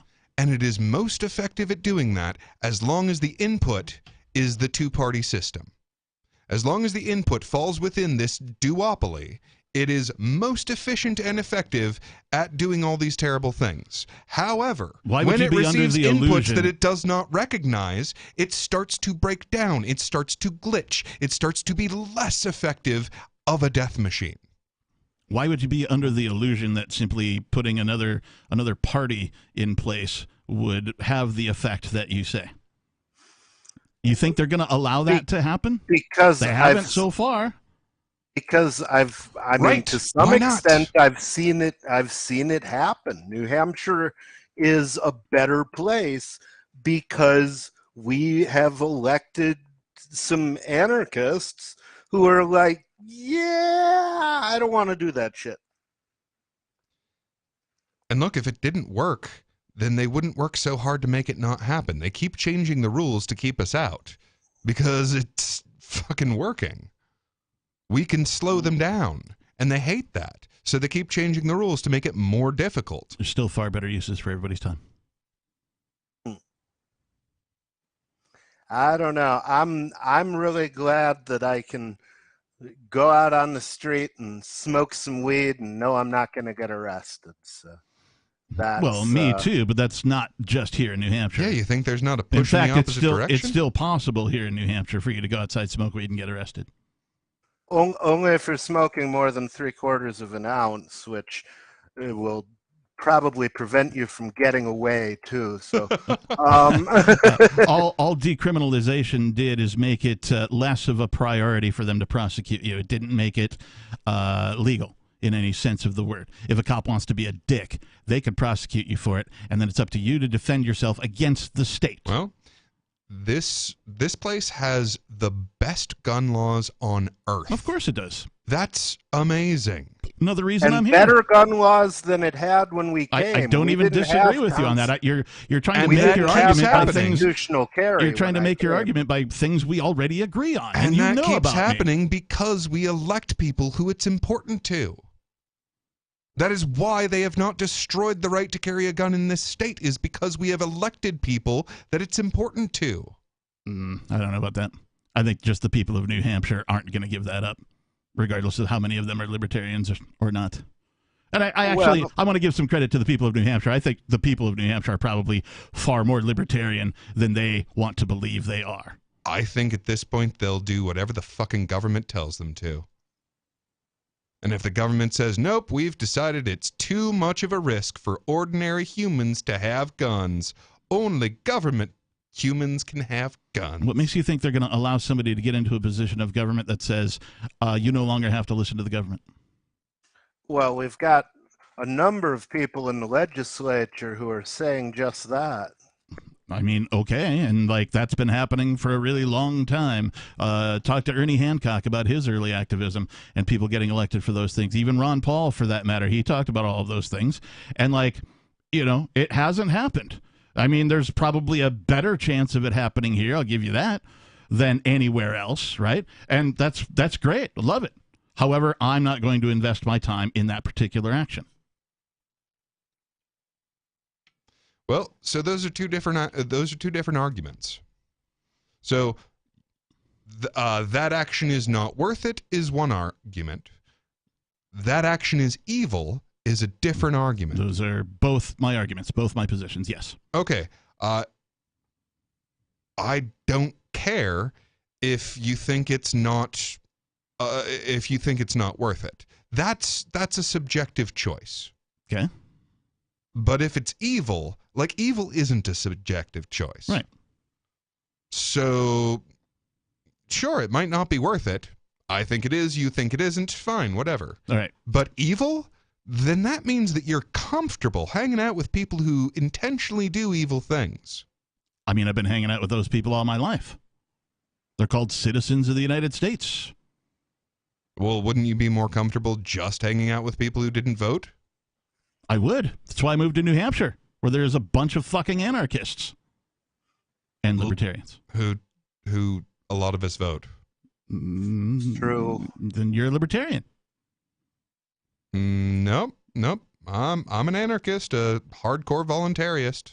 Okay. See, I would say that voluntarists are a subset of the set of libertarians. Not all libertarians are minarchists, and not all libertarians are anarchists. When you cast your vote, you're taking away somebody else's choice. No. Well, if I've done it properly, I've only taken away their choice to aggress against me through government. So I don't mind doing that even a little bit. Voting for government just means that you get government. I vote against government. Exactly. But you do it through government. Correct. So you're using government to... Yes. You can't use government to destroy government. Yes, you absolutely can. It's not going to happen. Okay, so if I name a time in history that's happened. If I get in my car, name a time in history that government has defeated government. It hasn't. If I get in my car the and I American rev that Revolution? sucker to its absolute limits, I'm going to use my car to brake my car. That's absolutely a thing that you can do. Yeah, but your car isn't inherently evil. Okay. Is government inherently evil? Have you seen his car? I have, actually. Here's a question. Is government inherently evil? Yes. Okay. Now you know why I don't participate. Okay. And the people that I'm putting in reduce government. You can't reduce government by voting people into it.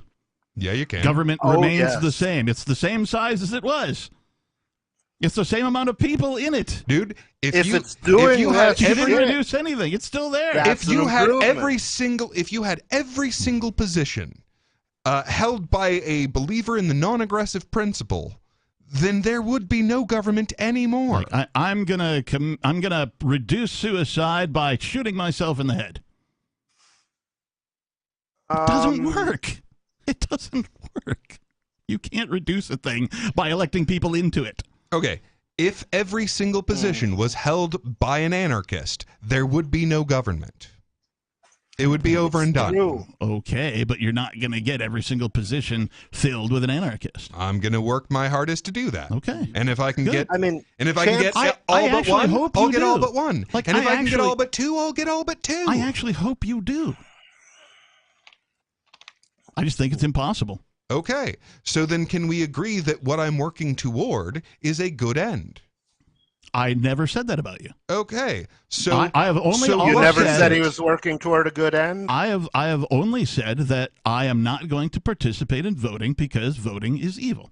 So you I've never believe that said I'm that- doing something evil I to never a said good end? I never said that that's what you believe. So I'm doing evil to a good end? You're attempting to. You have noble intent. That's why I like you. Seriously. Like, you have noble intent. I really and you're smart as fuck, right? So, like, those two things are far better than most humans on this planet, right? So- and you're correct about a whole bunch of things when it comes to, like, and nobody as well. All you guys, actually. You're correct about a whole bunch of things when it comes to the philosophy of freedom and, you know, how the state is evil. You've admitted that it is.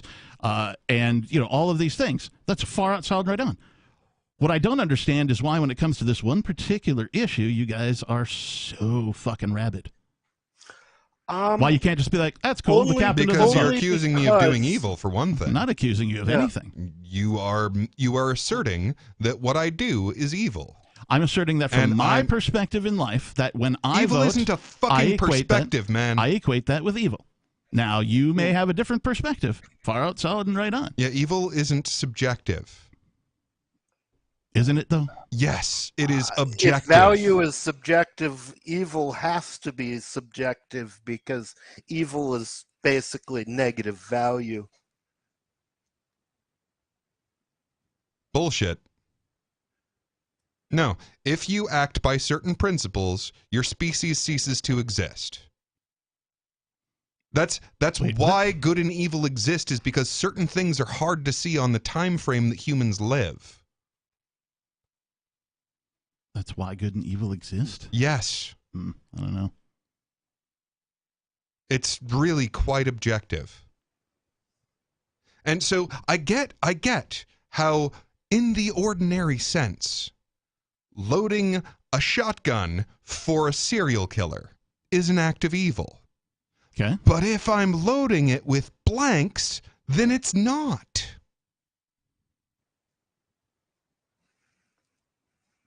But you don't I know mean, that you're loading it with blanks. If You're loading if it with you- people. People are fallible. People are corruptible. The system corrupts otherwise good, noble people. Period.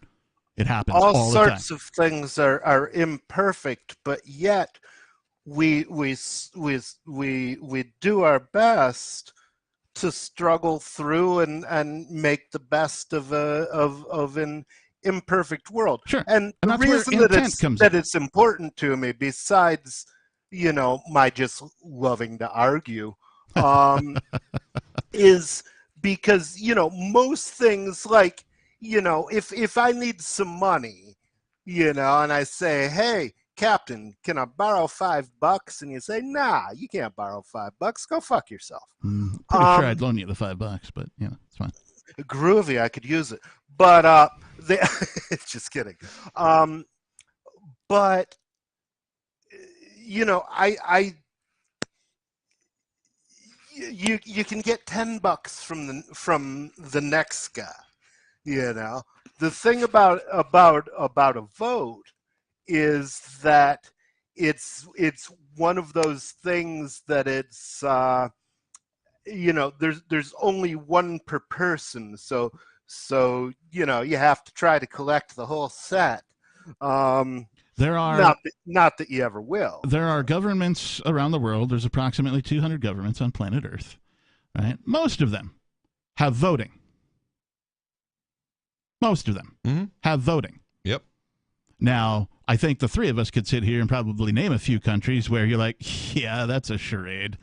Why do they even allow that? Right? That's the thing. Government allows voting to occur. And it's a total shit show. It's a fucking sham. And they allow it because it's part of the mind fuck. Even here in New Hampshire. So you have to ask yourself, why do they allow voting at all? Because otherwise their slaves get restless. You think? Yeah. No, this whole thing is designed for maximum slave output. Of course. Right. Yes. So if they don't allow voting... I don't want to contribute to your slavery. Thanks. You're welcome. Right. And over here standing up going, hey, motherfuckers. You could contribute to my Stop participating in this bullshit. By getting the assholes who want to enslave me out of power and replacing them with people who are just too fucking lazy to care, or in other or so I see a different method for outcome. I see the method of gathering enough people in a geographic area that just tell the state to fuck off. Right? That to me sounds like what do you mean? Like a great. Well, if you get enough people concentrated in a geographic area who just go, you know what, I no longer recognize your authority. Right? One of two things is going to happen. Right? They're either going to go, oh shit, okay, well, I guess you guys are free, or they're going to start murdering people. Either way, it's going to highlight, right, the position of people who want to be free and the position of people who want to enslave. Either way, I would say it's most likely to be the latter, and I don't think that it's going to help. Now, hopefully, if and when that happens, we'll have a lot of our ringers in the position where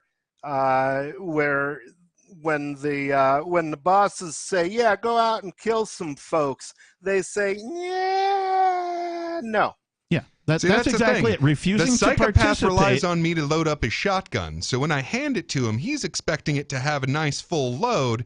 And when it's blanks, it's going to be so hilarious when he aims it at me. Yeah, that's not accurate. That's not what you're doing. That's exactly what I'm doing. That's what you think you're doing. But what you're doing is just continuing the cycle of government. Because it wouldn't continue without this. No, it totally would. That's why not playing is the only winning move. I'm not continuing it. Not playing is the only winning move. It's a stupid game. Or you can play against the rules. It's a stupid game. You win stupid prizes. You can try. Feel free to try. But the only winning move is to not play. If you play by the rules, that's correct. And that's the thing. No, even if you don't, because they don't even play by their own fucking rules. You know this as well as anybody. Oh, they play by an alternate set of rules. But there is still a set of rules. Which is whatever the fuck they feel like doing, and then they do it under the guise of government. You know this. I'm not telling you anything new. All right.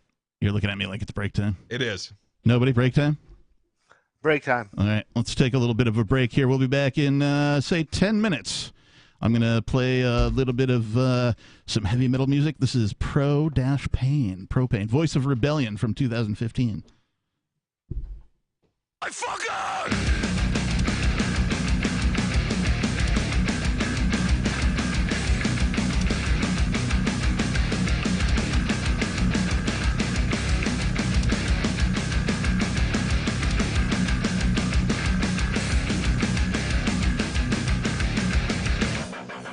Like a little bird was a pleasure, for we measure up like a beast. We go a long way to love. You all fall the minute that leave you deceased. For such a thankless endeavor, we gave all of ourselves, and now we've absolutely nothing to show for it but to put on the shelves. Voice of rebellion falls on deaf ears, with no heroes to be found, but only pestilence. Blood smoke, no tears, as end grows near. Dust cares and died of prayer. So consider this a warning shot, motherfucker. Consider this a warning shot. I bet you think you said it all, but you didn't. No, you're not even close. Don't you think a little close? Do to those who gave from the most. To spread the word, let the knowledge in and crack open the mind. To those who deceive us, fuck you and your kind. Voice of rebellion, drowned out by fear. Audience, whistle roll. Spit venom, let the chips fall. Within me, embrace your fate. Succumb to my hate. In these words, I will be heard. So consider this a warning shot, motherfucker. Consider this a warning shot, fucker.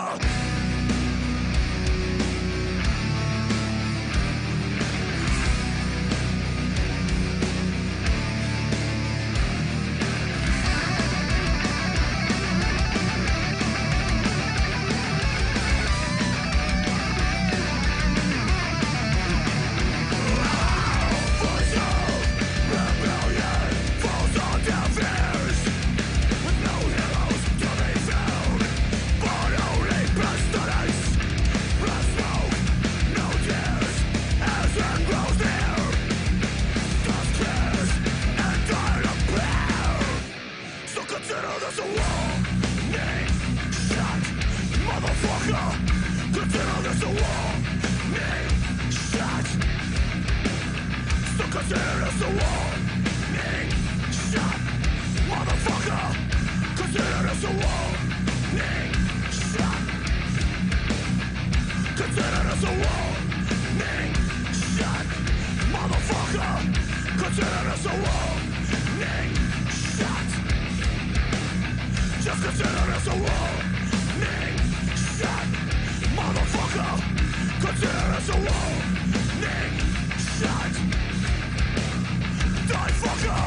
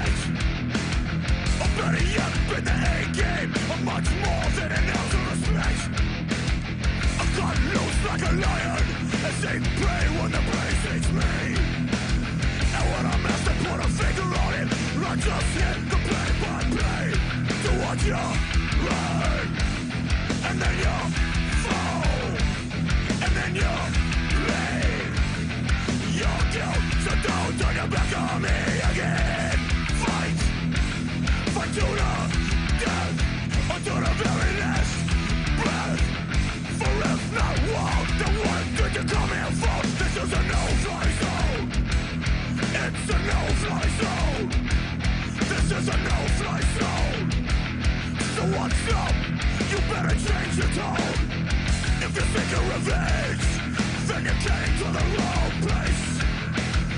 'Cause it's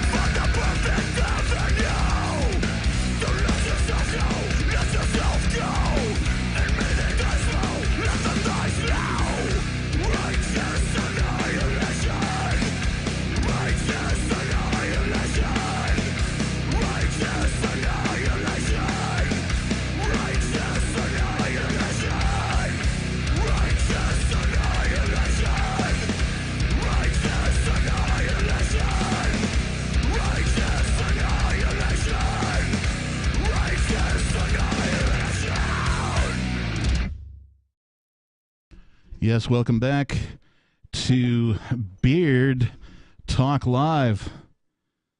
Thanks for indulging us in a little bit of a break.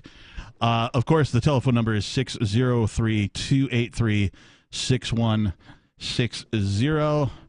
If you want to participate, if you want to comment, feel free to give us a call. Nobody with us? Nobody's here. Nobody's here. All right. Peakless, do we have you somewhere? Somewhere over the rainbow. All right, yes. I do, since we've been talking about voting and all that kind of stuff, I do want to talk about the selection, or the election. Sorry, I put an S in that's silent normally for most people. The selection. I know that a number of libertarians got voted into New Hampshire and all that. I don't want to focus on that. I want to focus on everywhere else. Right. Right? Because holy crap. Oh, I'm sorry. We're on Beer Talk Live. Holy shit. fucking shit balls. Yes, thank you.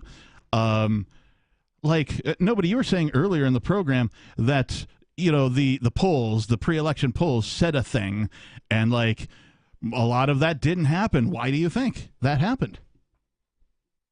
I would not be the least bit surprised if it was rigged. They've certainly been working overtime to basically make it feel dangerous to question the results of elections. Oh yeah. I think that's been the whole point of this election denier bullshit. Coming, interestingly enough, got a term for from people who have also questioned the outcomes of elections, like Hillary Clinton. Mm-hmm. But it's okay when they do it, right? Oh yeah. Right. Yeah, I saw a whole clip show put together of all of the people in the Democratic Party that were questioning the election right after Trump got elected. Mm-hmm. Mm-hmm. Yeah, and that was a big deal. It was all over the fucking news and shit. Yeah, it's prominent politicians, prominent pundits and news people, all of them questioning this election, and now it's heresy or terrorism or whatever it is. Yeah. How dare you question our election integrity? Integrity elections. It's been Make my authority. So what pisses me off even more than having to be subjected to these bullshit political ads for these fucking assholes I have no interest in. I'd never cared to know their fucking names ever. I don't care to know their names ever. I want them to have zero to do with my life at all, including appearing on my screen or screens or my audio devices or whatever in front of me. But they find fucking ways to do this shit, right? What pisses me off even more is that the election is over. When did it happen? When was the election? Tuesday? Mm-hmm. So what's today? Saturday? Mm-hmm.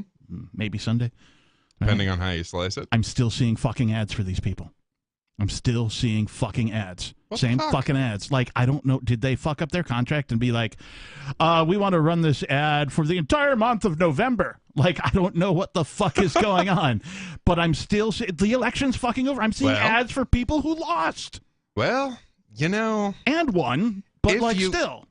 If you voted, what you could do, what I do, is when I see these ads, I go, you don't have your shit together. Obviously. Guess I'll be not voting for you next year. I mean, politicians spend an incredible amount of time worrying, thinking, and planning their next election and not really doing much of anything else. That's true. Because their main concern is retaining the power they've got once they've got it. Mm-hmm. It's very true. But it's just really, you're going to subject me to this bullshit after the thing's over? At least have the common fucking courtesy to turn that shit. I turn it off myself, but they creep up in your shit, man. You're like, what the fuck is this, man? Now, the thing that bugs me about the after election is that it takes for fuck ever to count these damn things. No, it doesn't. They just tell you that it does. Okay, well, fine. Then then what bugs me is that they extend the drama for another 6 fucking weeks after the election when it's completely unnecessary. Feels like they're yanking your chain, doesn't it? It does. And I do agree that in almost all circumstances, it's not an election, it's a selection. I get you there. But New Hampshire's fucking weird. Again, there's reasons why I'm here. You already know them. Yeah. So. And that's the thing. Like, it's totally, like, apart from our earlier argument, it is totally different, like just the feel of voting in a New Hampshire election, because like no, I know that guy. I met him. I met him. So I actually trust that he's going to not wield power. Well, and that used to be how communities worked, right? Small group of people, small town, whatever.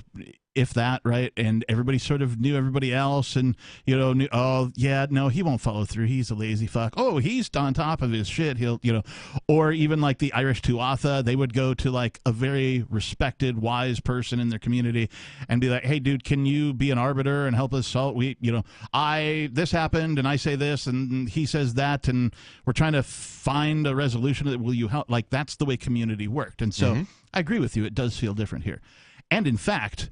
I will even go so far as to say that I have met a whole bunch of Liberty people, and for the most part, they've been completely respectful in every way, shape, or form of me and my viewpoints and my, respecting my freedoms and all of that kind of thing.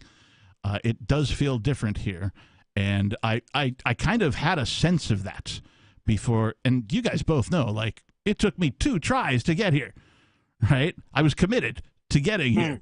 I'm committed to being an ally to freedom, right? To liberty, if you will. Whatever word you want to use. I don't like the word libertarian because it has connotations of the party libertarian. I don't like using the word liberty. I prefer freedom over the word liberty. They're synonymous to me, but like just from a speaking perspective, I prefer saying freedom more so than liberty. But what I'm saying is that there's a whole bunch of people here that want to be more free than we are today. And that is, if nothing more, heartwarming to me, that there exists a great number of people that desire more freedom. There's a word for this. It's called eleutheromania. And that's what they used to call runaway slaves, right? No, I don't think so. What was that? I don't know. I think I know, but like I don't really know, if you know what I mean. Look that up, nobody, if you will, because I don't know right now. But eleutheromania just means an insatiable desire for freedom. That's what it means. Or eleutheromaniac would aptly describe me, right? As well as a whole bunch of people here in New Hampshire. Now, before the internet existed, I had been exposed to anarchism one time by like a kid in my high school who was like a skater and listened to like Suicidal Tendencies, and he tried to talk to me about anarchism, and I'm like, well, what's that? He's like, well, life without government. And my response was, who would want that? Because I was in high school. I was a kid. I was brainwashed, right? Yeah. And I remember this, though. I don't know why I remember this. Like, I don't know if the kid had a cool skateboard or something. He was in the hallway, like freshman year of high school. And I remember just saying, who would want that? And now years later, I'm like, I was the dumb one. I would. Yeah. I would want that. Yeah, I actually would, years later. And so then the next time I was exposed to, sort of freedom, if you will, was an article in a newspaper. It was the Chicago Tribune.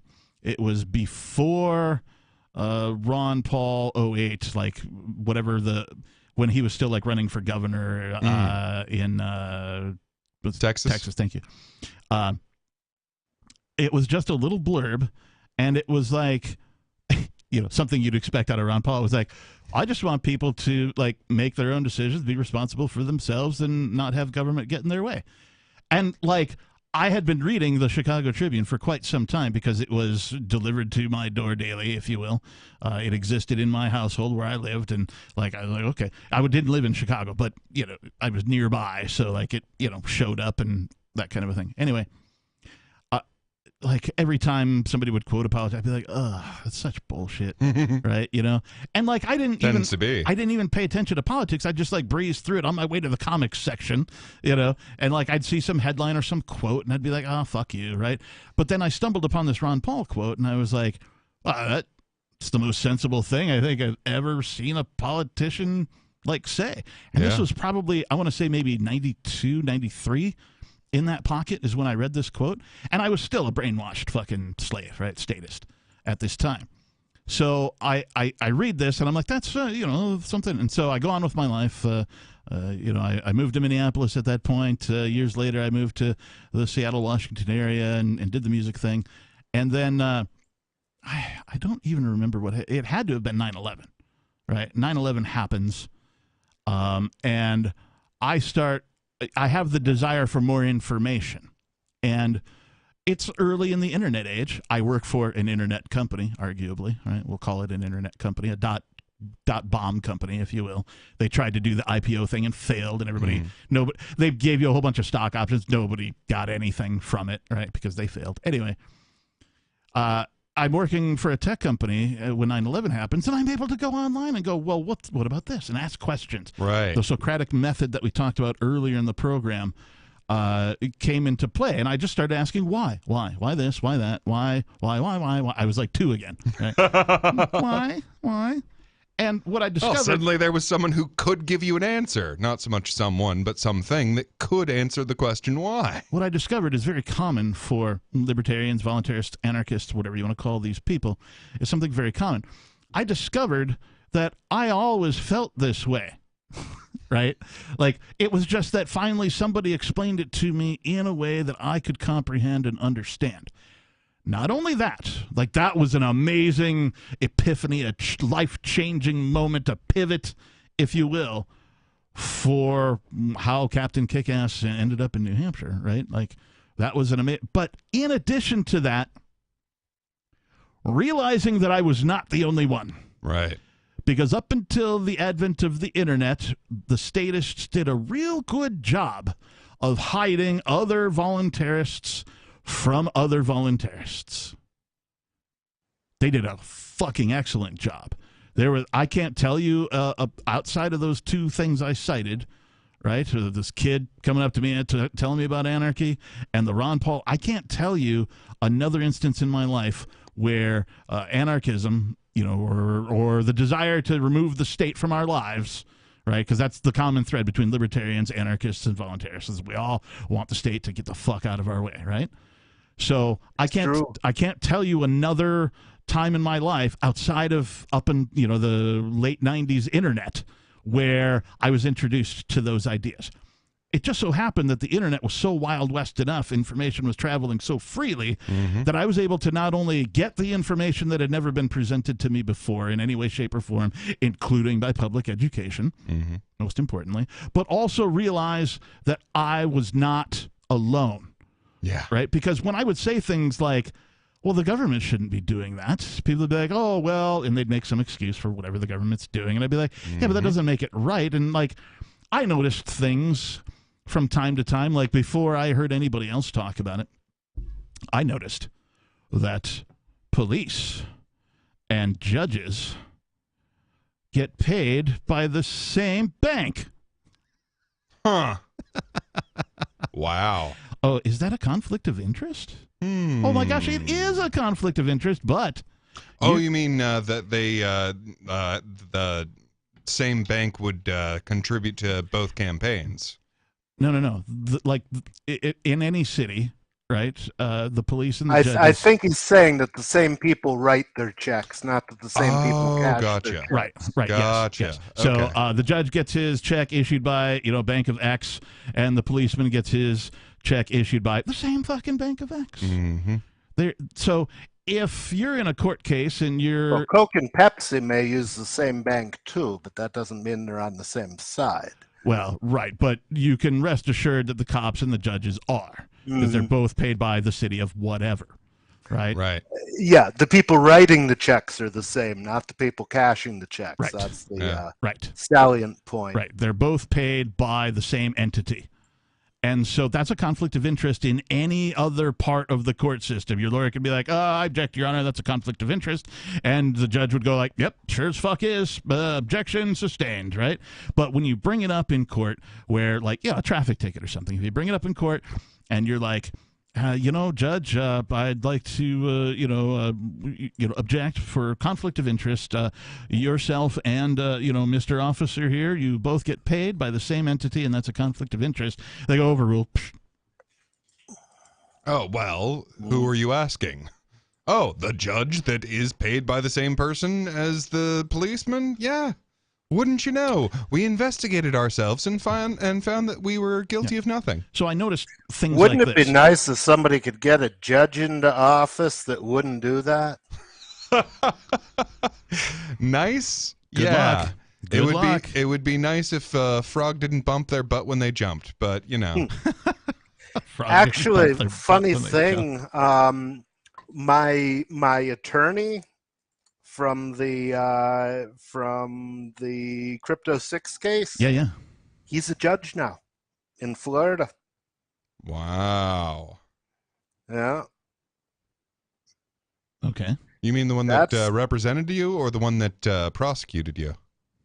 The one who, Good question. one of the ones who represented me, not Anessa.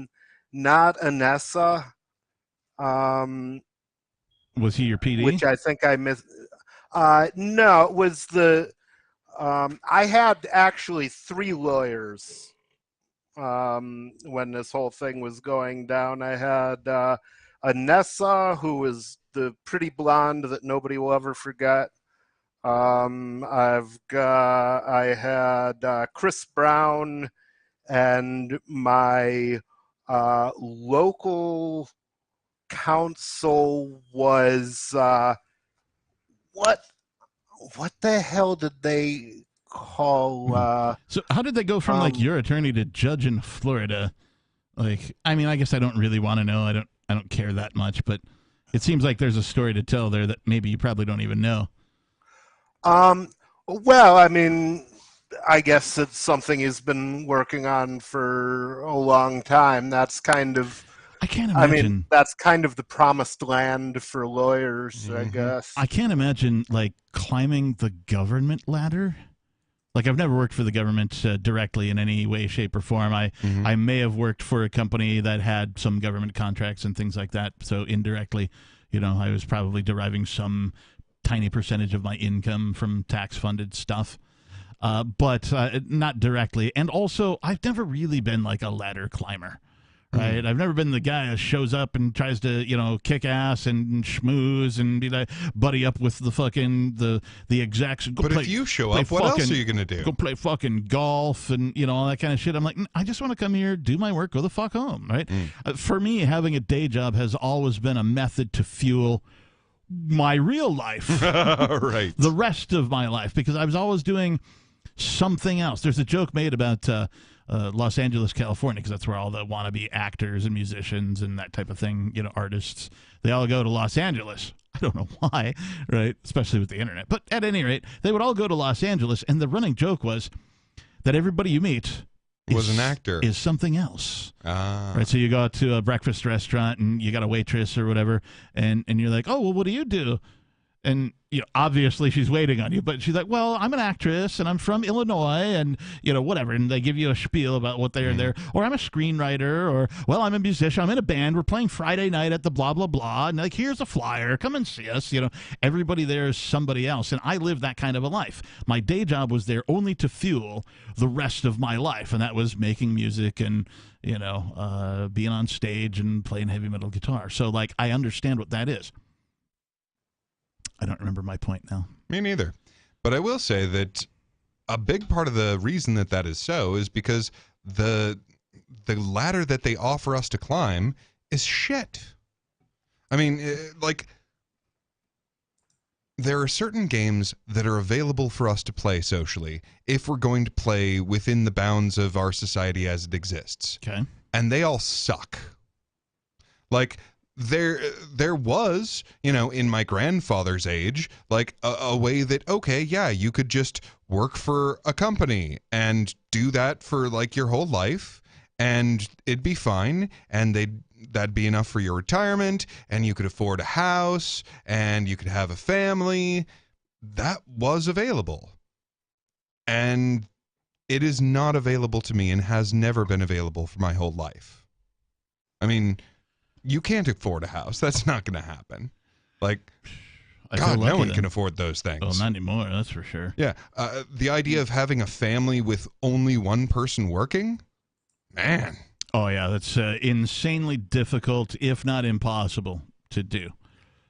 Two-income families are the norm. Two-income households are the norm. Don't even have to be a family, right? More and more people, particularly since the recent rash of inflation, are cohabitating. And I don't even mean romantically. I'm talking about the number of people who like rent a house and get like, 4-bedroom house and 4 roommates has increased more than anybody's probably reporting on. Oh, yeah. Yeah. And so for me, a big thing that has a big part of my life has been discovering what is wrong exactly. Okay. Because my whole life I have spent trying to do something else. What is wrong? What is wrong specifically? What is wrong with the game that we have inherited? Like, there is this approximate set path, and I have known since I was I don't know, high school maybe. Yeah. That there is something very, very wrong with this. You've had that sense for a long time, and let's just define the prescribed path, right? That is, go to school, go to college, get a degree, get a job, get married, have kids, buy a house. And then die. Yeah. I mean, that's basically it in a nutshell. And retire. Oh, yeah, retire, buy an RV, right? That kind of shit, right? Everybody knows this. How do we know this? Where does this knowledge even come from? Because I don't remember reading a book saying, hey, here's the course of life that you must take. But everybody knows that these are the, like, sort of milestones in life, if you will. Yeah. Where does this shit come from? Well, when your brain was a sponge, this was in the atmosphere. This is what you saw around you. So, like, if you think real hard, you know exactly what a table leg tastes like. Now, the reason that you know exactly wood. All right. And the reason you know exactly what that tastes like. Do you know what a wooden table leg tastes like? I mean, wood, I would imagine, but there you go. But yeah, I mean, there's all sorts of things like that, like, it's very strange that you know that. And the reason you know that is because when you were a little crawling baby, you gnawed on a table leg. So you know what that tastes like. And there's all these things that we just absorb because they're part of our society. But how is it the same for every fucking buddy? How is everybody... That's what a culture is. ...agreed upon these... I feel like that's not cultural. I feel like go to school, get a degree, go to school, go to college, get a degree, get married, get a job, buy a... Not in any particular order. Get a job, have some kids, retire, buy an RV. I don't feel like that is just sort of the culturally accepted norm. I feel like that's been programmed into our minds by, television perhaps. That's part of it. Right now, so, is television part of culture? Sure. But like, I feel like that is nefarious program. I feel like that's malware because not everybody's, in fact, hardly anybody's life should be like that.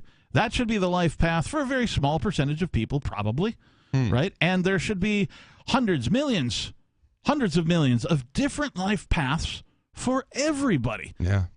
But there doesn't, like, everybody just seems to sort of follow, it's a very drone-like behavior. Oh, well, this is the prescribed path. That's like, yeah, and to a large degree, that is malware.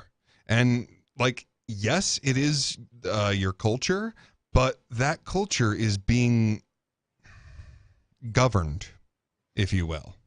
Like, it is being directed in a certain and particular path. And so this is one of the most interesting things about what's happening now is that we are, for the first time in my awareness, to anything resembling this degree, we are able to create our own media. Yes. I mean, throughout time, yes, the information has been tightly controlled. Like, very tightly controlled. Yeah. I mean, I think it peaked with television.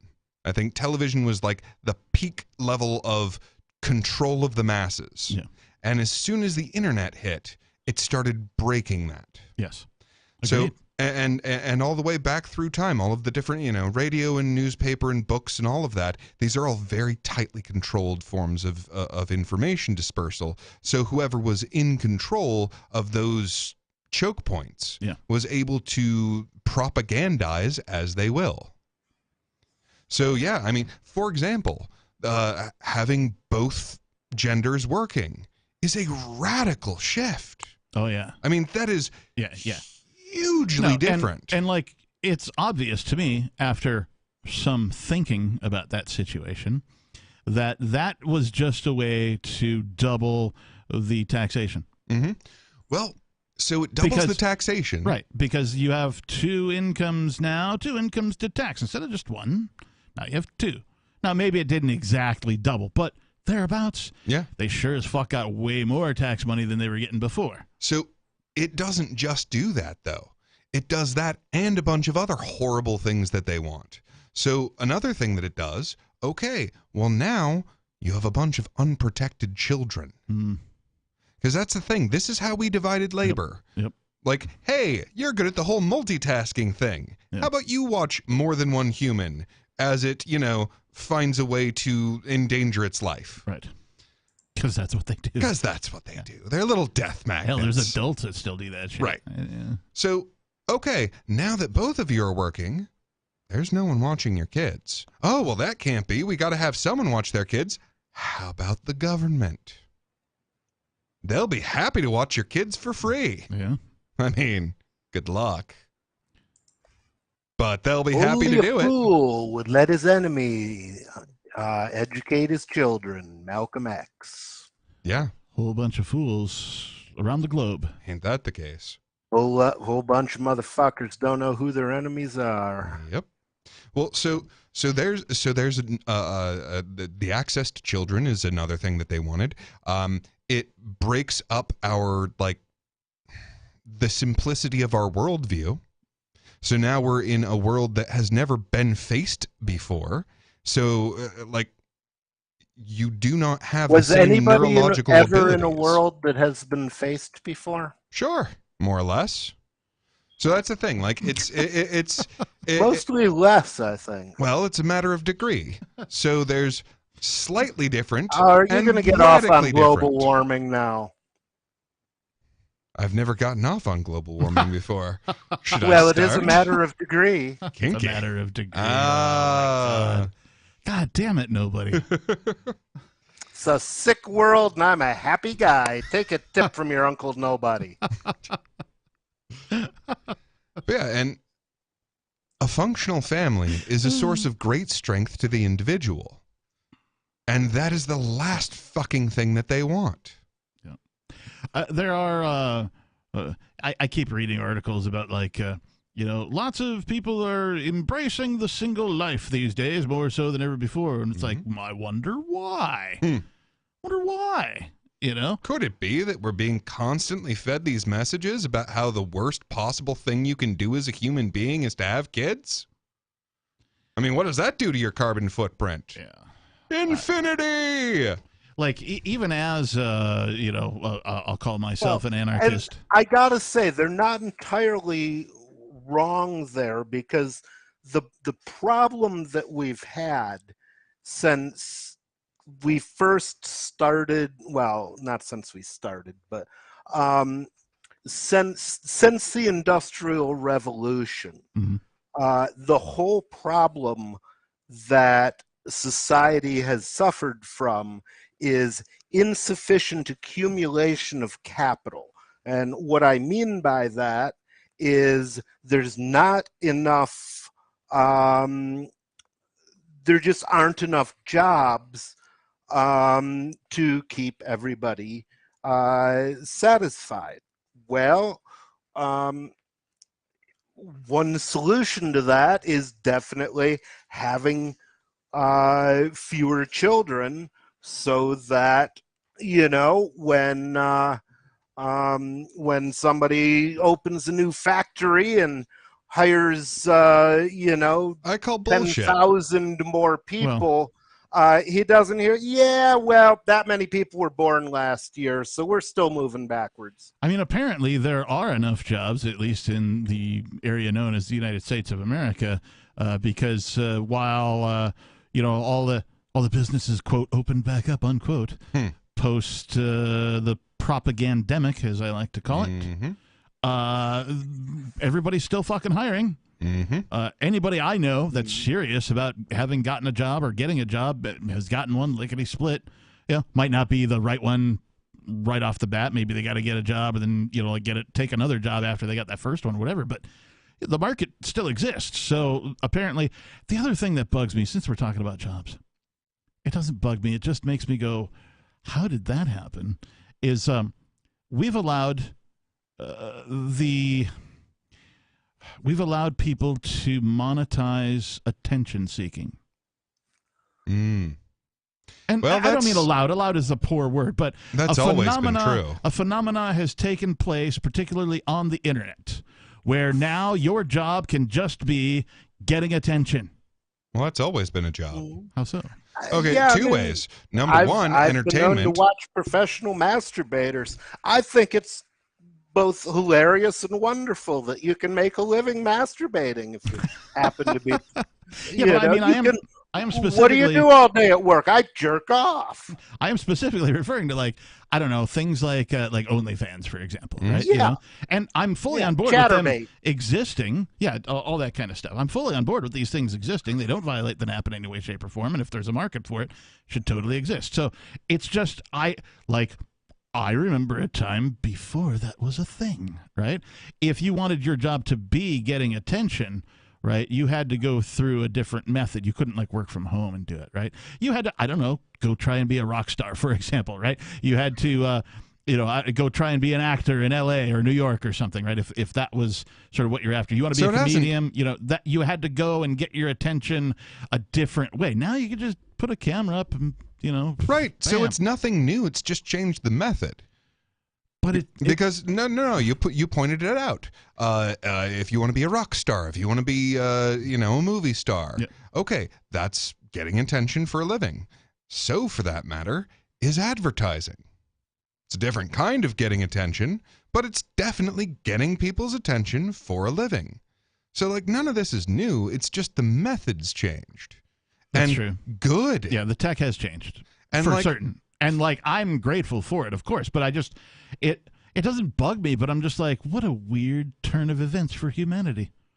That now, it used to be very few people would get that attention. Now, a whole bunch of people can get attention. It looks like we have a caller, Beard Talk Live. Who the fuck is this? Who the fuck is this? Yeah. It's Joa. Hey, what's up, Joa? How the fuck are you? Oh, I'm doing fucking great. It just feels fucking awesome to be calling into Free Talk Live. Well, it's Beard Talk without Live. having to be fucking censored. It is Beard Talk Live. This is it's Beard Talk Live, and it's uncensored. And do you still have the beard?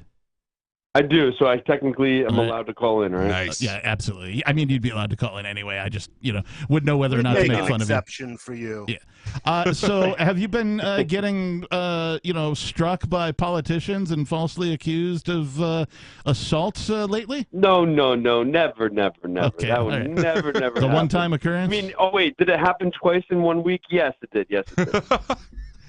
Twice in 1 week? I only knew about Baldock. See, that's what you all don't know. Or did you do know, it twice? Well, see, the thing is that there wasn't much video coverage, and my video isn't really telling all the way, but you do see my camera go flying a little bit and hit the ground the perspective of the camera. Who was the other tyrant?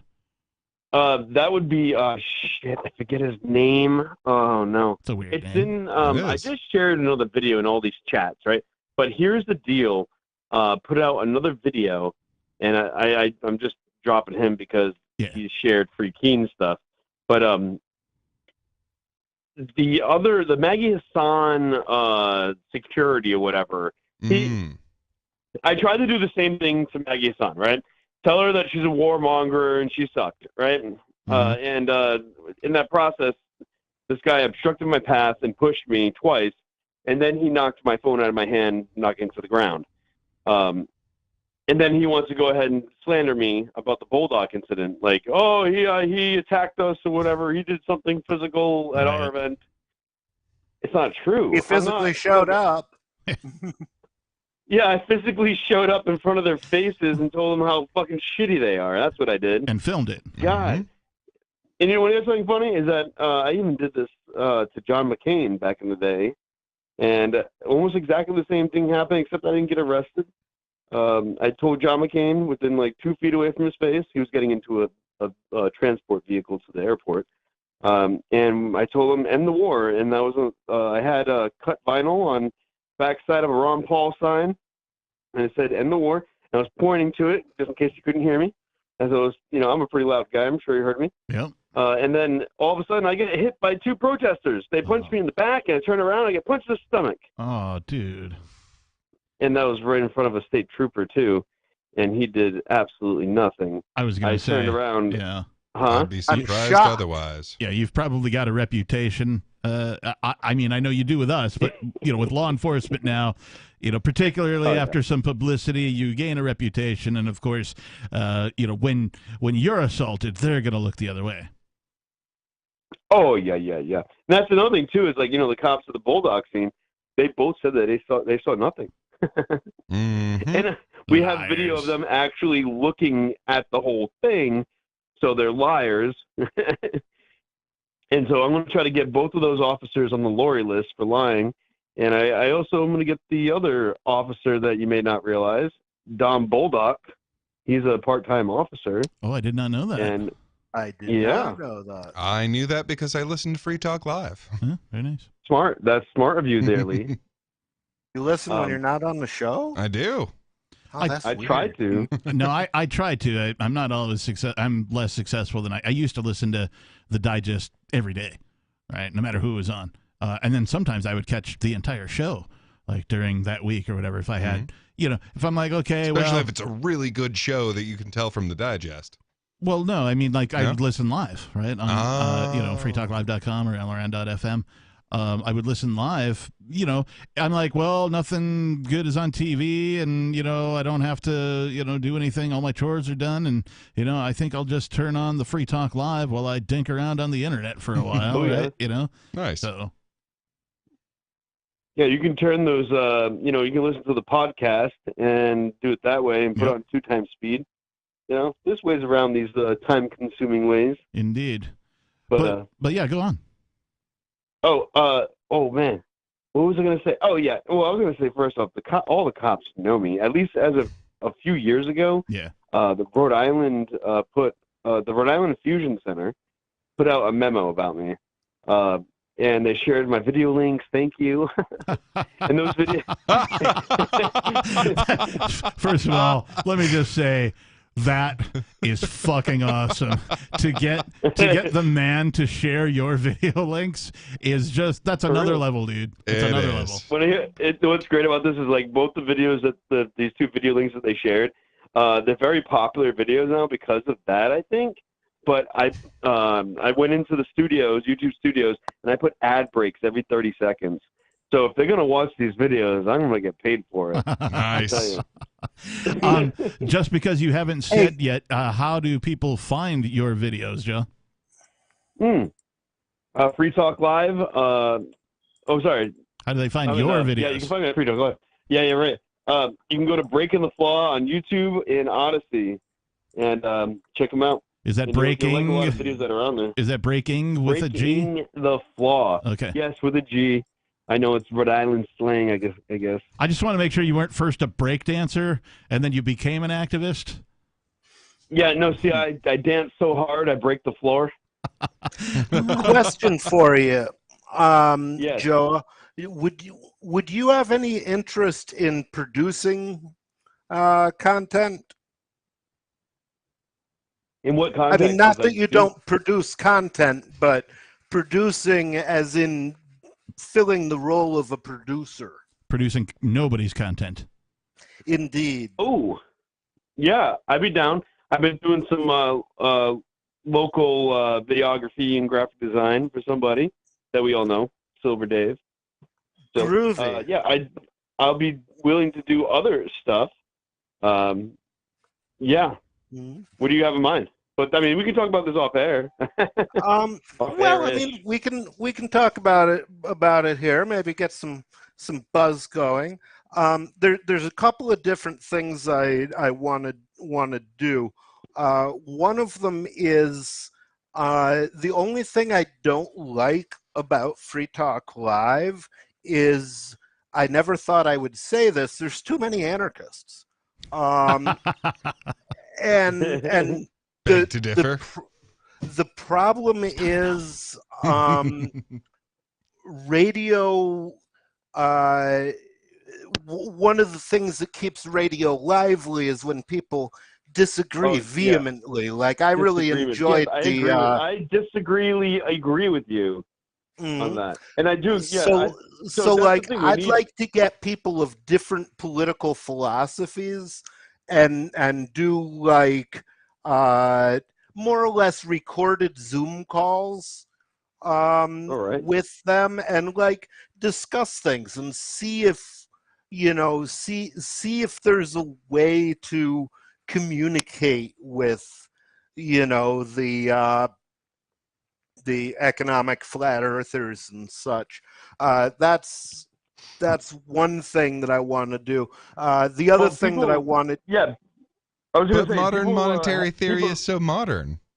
Well, hey, nobody. A lot of people suggest to me, why don't you do like that Mark Dice type of thing where you go out on the street and you ask these funny questions, not funny questions, but they get funny answers, like who won the Civil War, right? And like if we can get like Free Talk Live on the streets, that'd be kind of cool because people don't really want to call in. I really like the What is a Woman movie. Did you see that? Yeah. That was fascinating. And although I don't know, I have no interest in picking on What is a Woman. Basically, it was this conservative guy who went around to a bunch of liberal hotspots and basically said, okay, so you're marching for women's rights. What's a woman? And try to make people define the word, which they're terrified to do, because if they do it, they'll really get dig it out of them. And it was it. I haven't seen the whole thing, but the excerpts that I've seen were pretty amusing. And one guy said, "Oh well, I'm not a woman, so I can't answer that." Only a woman could answer that. And the interviewer said, "Well, are you a cat?" And the guy said, "No." And he said, "Well, can you tell me what a cat is?" Only a cat could tell you, and since cats can't talk, no one can know. You know what's better than that documentary is the Babylon Bees version of What is a Woman? And basically, they have this guy sit down. They ask him a simple question: "What is a woman?" And it's like, it doesn't. This is a woman that has a vagina and doesn't have a penis. And then they go, "Okay, I guess we can wrap it up here." And then they show an hour and a half of credits. It's so funny. Oh, nice.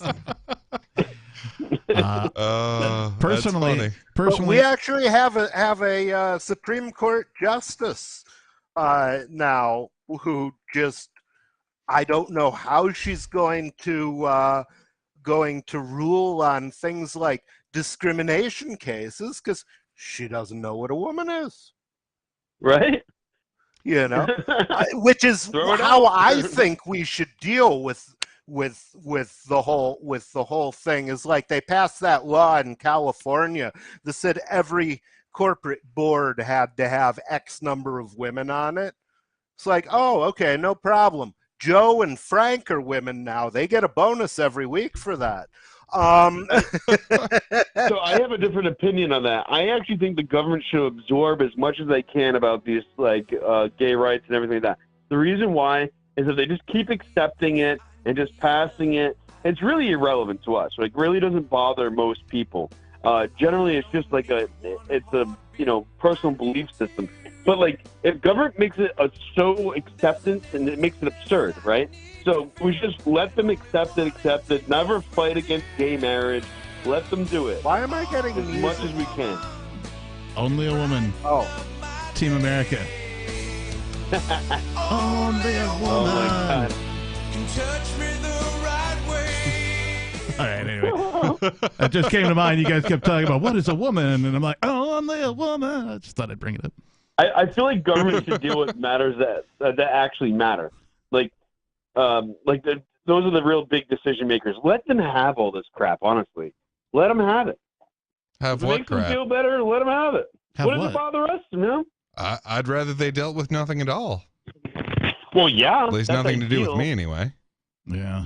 Right. So like, it doesn't bother me that the government's getting involved, other than that's like maybe wasting, our tax dollars in the essence. But Yeah, like I remember back in the day when it was the big push for gay marriage, and I'm like, why is the government involved in marriage at all? Right. Yeah. That actually Right. sort of pushed me more towards, if I wasn't an anarchist already, I was like, it made me look at why is government involved in marriage? Like, how did that start? Why are they the Racism. official register? Why are they involved in everybody's personal relationships in the first place? They have no business being involved there. Racism.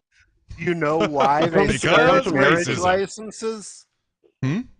Do you know why they started marriage licenses? Racism. Yeah. To make sure that blacks and whites didn't have babies. Yeah, the miscognation or something they called it, which I would have thought meant misunderstanding, but Oh, yeah. that's not actually the word. Misogynation? Misogynation? I think that's No, the that's word. the hatred of women. No, that's a nation full of misogynists is a misogynation. Yeah. Now I'm pretty sure it's something like misogynation or something along those lines. But yeah, If only there were a device. Lee, you gave me a misogynation maybe a month ago now. Remember that? I misogynated his back. Miscogenation.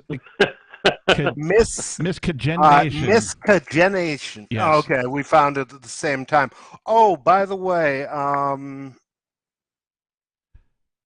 Sorry, just for the people listening, the definition of miscegenation or kegenation is the interbreeding of people who are considered to be members of different races.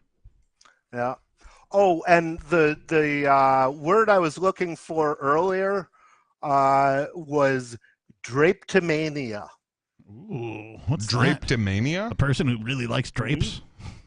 A drapetomania, this is Wikipedia, was a supposed mental illness that, in 1851, American physician Samuel A. Cartwright hypothesized as the cause of enslaved Africans fleeing captivity.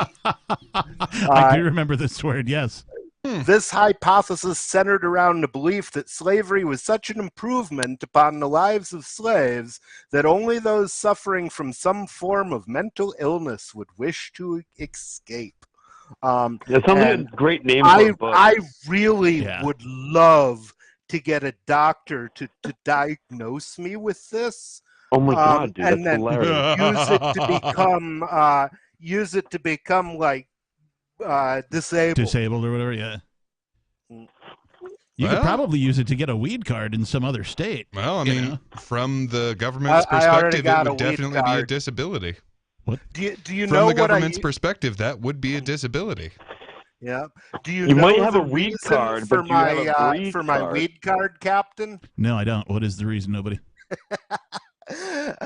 PTSD from the FBI driving a tank into my fucking house. I could see where that would give Fair you some enough. anxiety. So, in spite of I the hate fact that anxiety. That stuff makes me nervous. in spite of the fact that it has a C in it, it is pronounced miscegenation. Yeah. Oh, okay. But yeah, there were no marriage licenses before somebody got a wild hair up their ass and decided that everybody had to be in matching sets like dishes, all the same pattern. Well, we should all be gray NPCs, right? And then when you have sex with someone, you have a lot less chance of getting pregnant because you don't know if they're male or female. But we're all just gray NPCs. While we're doing the future guys, get used to it. While we're doing vocabulary hour, also from Wikipedia, eleutheromania or eleutrophilia. What? Who? Miscegenation. Oh, he's playing the pronunciation for us. Yes, I actually looked at the pronunciation. You're correct. I was like, has that mad bastard gotten fucking Alexis or whatever? Alexis. Siri? That's the stripper version of Alexis. Eleutheromania or eleutrophilia is a manic or frantic zeal for freedom. Some usages of the term make it sound like it could be used in a medical context with a hint of an irrational disorder. Blah, blah, blah, blah, blah. However, usage assigns the term to normal human emotional responses such as a mere passion for liberty. So, eleutheromania. I'm comfortable describing myself as an eleutherophiliac. I'm an eleutheromaniac because it sounds a lot like a Hulkamaniac. Here's a controversy for you. Like, people refer their cars as like women, like, oh, my beauty, she's awesome. I refer to my house that way. Yeah, my boat's. What are you trying to refer? Are you trying to refer women or just objects? So I mean, start naming boats after men. If a woman had a door that I could walk into and it would give an echo, I would be like, whoa, hey. I'd be like, gee, honey, you have a big pussy. Gee, honey, you have a big pussy. And she'd be like, why'd you say it twice? And I'd say I didn't. Yeah. So actually, are you sick? Nah, but the guy before you was. Yeah. So it was actually the other way around. The reason that they named that they would say that their ship was female was actually so that they could de-objectify it, so that they would think of it as a living, conscious sort of being. So I always found that to be like, in my life growing up or whatever, I always found that to be like sort of a term of endearment, right? You're going to name your car, your boat, your house, whatever it is. You're going to name it a thing, and you're going to, treat it like you would treat a woman. Assumably, that meant you were going to treat it well, right? Not, you were going to like beat the fuck out of it and, torture it and, otherwise make it your slave or whatever, right? You weren't going to be. You feel like a cop. Right, yeah. I mean, like, I guess it could be true if you bought, like, the proverbial $500 winter beater back in the day that was all rusted out and you only wanted to drive it around for the winter so you didn't damage your beautiful and pristine car. Right? But I would look at someone funny if they named that. But I mean, maybe you should name your beater car after your mother-in-law. Then you don't feel so bad about beating it up. No, I think you should name it after politicians. Oh, my God. It'll help with the abuse. This is my new car, Nancy. Well, new to me, and it's named after Pelosi. Everybody to the Biden-mobile. See, I broke the misogynistic aspect of calling your car a female. So my van, it's gray. I called it Gandalf, but maybe, just maybe, I'm going to call it the Bulldog. I refer to my house. Oh, that's nice, actually. I refer to my house as Old Betsy. I don't know why. Just it popped into my head one day, and I'm like, yep, gonna call it Old Betsy. And so that's. Now, was this before or after you did a lot of repairs on it? Before, actually. No, that's probably why. Like, I'm like, Old Betsy, my house is 120 fucking years old or some shit, right? So it's old, and Betsy just seemed like a great grandmotherly name, you know what I mean? I don't think I inferred like Betsy Ross in any way, shape, or form, but maybe I did, because like that caricature of her, like being a gray-haired lady in a rocking chair with her knitting needles, like, creating the flag or whatever, maybe that's. Hey, Captain, next time I drive by your house, I'm expecting some apple pie smells, okay? Why? Because he's driving past Old Betsy.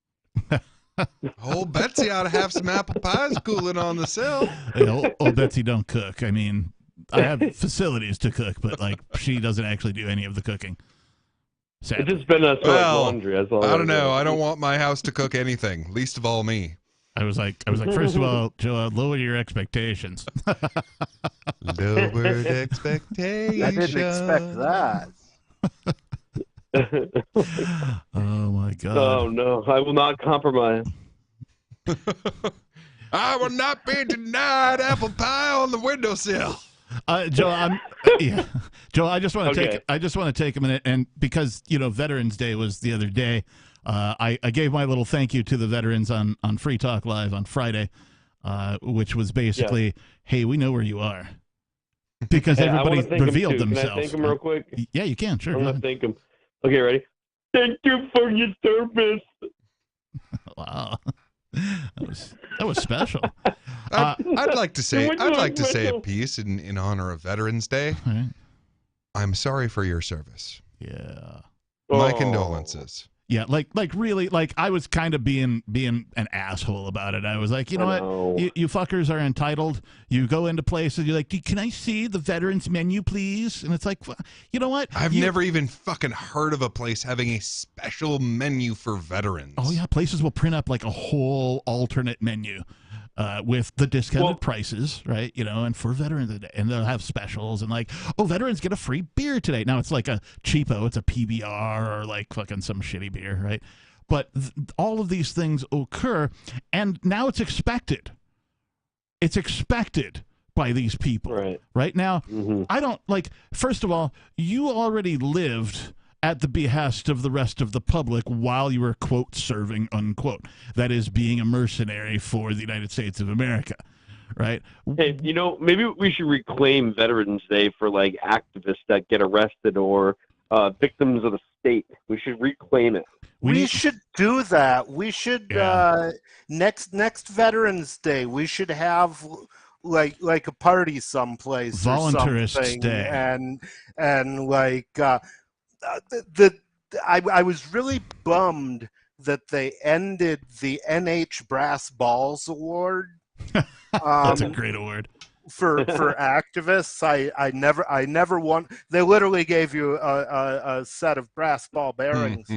So it was cheap to do, but I really liked the idea, and I never won one because as soon as I started doing activism, they saw the handwriting on the wall and they just folded up shop. They were like, "There's no way we can afford that many balls." But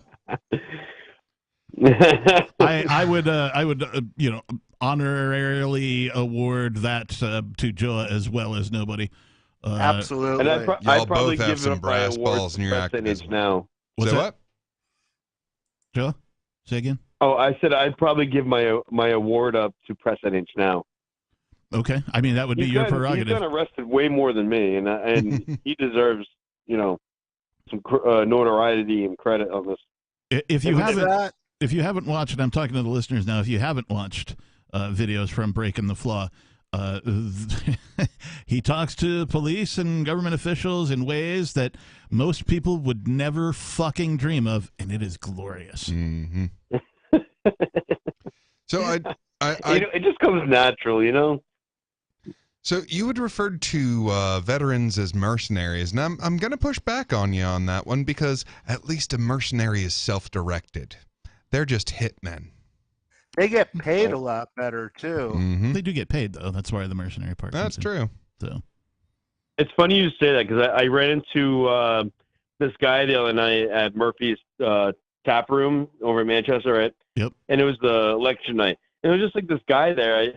I was directed by someone, "Hey, go meet this guy," and I walked up to him. He looked like Bubbles. I'm not even joking, from Trailer Park Boys. Bubbles. And I started talking to him, and he was like, bragging about how Hillary Clinton tweeted his photo, whatever. It wasn't a big deal. Okay. But the thing is that he started talking about how he volunteered to go kill Russians in Ukraine like 5 years ago, and he's still like doing it. And he's a little off. And I was like, you're saying that you went and killed Russians for fun? And he's like, yeah. And I was like, man, I can't associate with you. And I started backing off. He's trying to like pull me back in. I'm like, no, dude, I can't talk to you. Oh, you're a psychopath. Yeah. Please excuse me. I'm going to get as far away from you as I reasonably can. I had a conversation with an ex-Marine. He was a sharpshooter. He happened to be in a position above me at a job, and we were at one of these, company shindigs. Might have even been the company holiday party, now that I think of it. And, got a few cocktails in him. He started talking about what it was like to kill somebody with his long rifle. And he's like, I don't know why I did it, but I just did, and I kind of liked it. and he would describe, he used words like seeing their heads explode at the end of my rifle, because, he's a long rifle guy, right? I knew I was killing somebody, but it didn't really bother me. And I'm like, oh, fuck. I had the same reaction. I'm like, I gotta, not be around this guy. I gotta, go over here now. Because I was just like, holy fuck. And you could, as he's describing this, you could see the lack of emotion in him. Now, I was I afraid of him? Not in the moment, but in general, that is the type of person I do not want to be around. Does he need help? Yep, sure does. Is he an illustration of what the military does to people? Sure as fuck is. And it's sad. It's sad to see people in that condition after participating in this thing that people hold them up for. They put them on pedestals for this shit. Oh, yeah. Yeah, they turn them into remorseless killers, and then they spend no time trying to turn them back. So, hey, don't get me wrong. I like Don't Tread on Me, the Gadsden flag, but I really, really like Don't Tread on Others. Don't people realize that, just because you say don't tread on me, you're not eliminating the fact that you're not going to go tread on others. It's almost hypocritical. Well, some people want to be tread on. Well, okay, tread on me voluntarily only, right? But no, I get what you're saying, Joe, personally, because in order for me to be free, right? Again, I've been talking about reasons that I'm here in New Hampshire. In order for me to be free, this is one of them. I realize that my freedom directly depends on everybody else's freedom. Everyone around you mean? Or? Yes, I cannot really be free until everybody else around me is also free. And in fact, I will never be free until everybody else is around me free. So in my personal life, my personal interactions, I fail because I'm human, but I try to allow people to be as free as I want them to allow me to be. Thank you. I dig it. And you're right. So I get the don't tread on others, because you have to think that way first before people will stop treading on you. And I want to also quote John Cannell on that. And rest in peace, John. He had that big dove in his parking lot over in Grafton at the Peaceful Assembly Church. And I really kind of took that as a big inspiration in my life, that don't tread on others. But, fuck Don Bulldog. I'm just kidding. I didn't tread on him. No, you didn't, actually. The video shows very specifically that you did not. But in fact, if anybody was tread upon. Crazy about that case, real quick. Yeah. And I'll let you go. We tried to hire a lawyer. We're not going anywhere. Well, actually, we're pretty close to the end of the program here tonight, so go ahead, Joe. Okay, real quick. Mark Randazza, I tried to hire him. He was also Alex Jones's lawyer, but I had people suggest to hire him. He actually spoke at Liberty Forum last year. Oh, nice. Anyways, long story short, he didn't actually even look at my case, and he wanted a $2,000 consultation fee, and I'm like, this is ridiculous. I'm like, dude, all you need to do is watch 2-minute video, and you're gonna have a really good opinion about it, and maybe you want to take me on pro bono. And he wrote a really, really nasty letter, and I was really kind about calling them about trying to review this video. I just said, my friends are really smart, right? They all were filming at the time, but you guys should see Mark Randazza on Twitter. See what he posted recently. He was like, oh my God, he did redact my name, but so it wouldn't be considered slander or, him revealing a private conversation.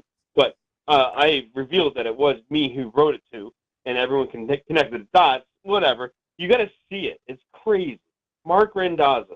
Well, for what it's worth, if it's the same guy I was hearing, quote unquote, defending Alex Jones in court, you don't fucking want that guy. Oh God, no! He did an unbelievably shit job.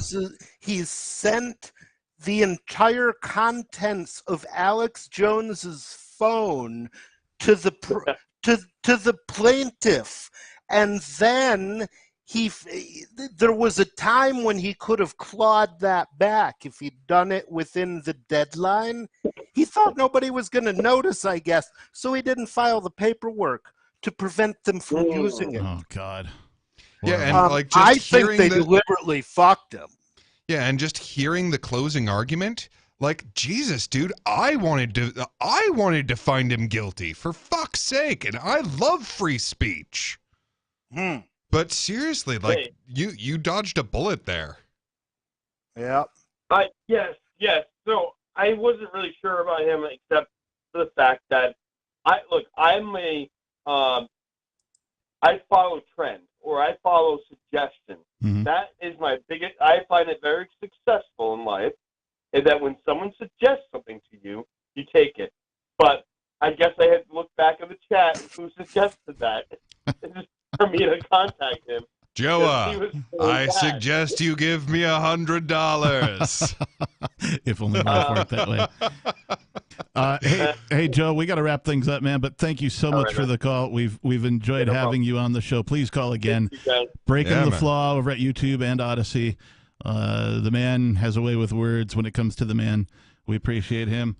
Nobody Joe, final words? Have your people call my people. We'll do lunch. All right. Nobody, thank you for joining us remotely. We appreciate you, of course. I'm going to take everybody out with a little musical number here.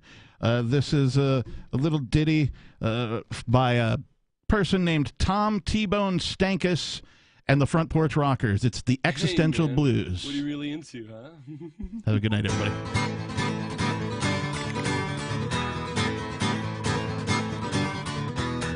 The elusive butterfly has just tiptoed past my door. My buddy likes the Yankees. She says, hey, T-Bone, what's the score? And I say, well, Reggie got 1-1-3, and 25 is 6-4. Is the left wing really pinko? Colonel Sanders, what a bore. You ask so many questions. What answer should I choose? Is it schizoid paranoia or just existential blues? The amenities of life have been chasing my soul, and my mind is transcendental, and I'm losing all control, and I'm sinking in the quagmire of illusions and Thoreau. I cry out, my name is T-Bone, as a hound dog digs a hole. You ask so many questions, what answer should I choose? Is this Plato's heebie-jeebies or just existential blues? Sailing, sailing, what is illusion? What is true? Sailing, sailing over the existential blues. God bless America and old glory too. May she always wave o'er us with the red, white, and existential blues. Hey, bob-a-da-bob-a-da-bob-a-da-bomb-a-da-bomb, ding-a-ding-ding, ding, existential blues. Hey, you can do what you want, play off my existential blues. My blue suede existential blues. I was on a quest to dream the impossible dream. Walking down the road, I was walking down the road, I was looking for the truth of life, and I came across all these little people all around me. They looked at me and said, hey, mister, are you tall? I said, yes, I'm tall, but who are you? We're little wonders. They looked at me with their big red bloodshot eyes and said, we are the Lollipop Kids, Lollipop Kids, Lollipop Kids. We are the Lollipop Kids. We like it when we do too much gameplay. I said, hey, we're little wonders. I'm on a quest to dream the impossible. Walking on the road, I said, hey, kids, I'm looking for the truth of life. Where do I go? Who do I see? They said, slow down, mister. In order to find the truth of life, one must see the wizard. I said, the wizard? Well, where's this wizard old wise one live? They said, you see the big green glow in the dark house up on the hill? I said, yes, I see the big green glow in the dark house up on the hill. There's a big dark forest between me and the big green glow in the dark house up on the hill. A little old lady on a Hoover vacuum cleaner going, ow, that's my little pretty, you little dog Toto, too. I don't even have a little dog Toto. Such predicaments I must forge ahead to dream the impossible. Walking on the road, I must find the truth of life. I said, but you know, kids, I can handle a big green glow in a dark hospital hill. I can handle a dark forest. I can handle a little old lady, but it's a very strange road you're sending me down. I've seen yellow stripes in the middle of a road before, but kids, never quite that wide. All right, tighten your shorts, Pilgrim, and sing like the Duke. Follow the yellow girl, come on, follow the yellow girl. Here they say, follow the yellow girl. And ever a wonderful wizard was the Wizard of Oz. Is one because of the wonderful things he does. La la la la la la. Prophecy, the wizard, the wonderful Wizard of Oz. Well, I got a little bit tired of walking down the road.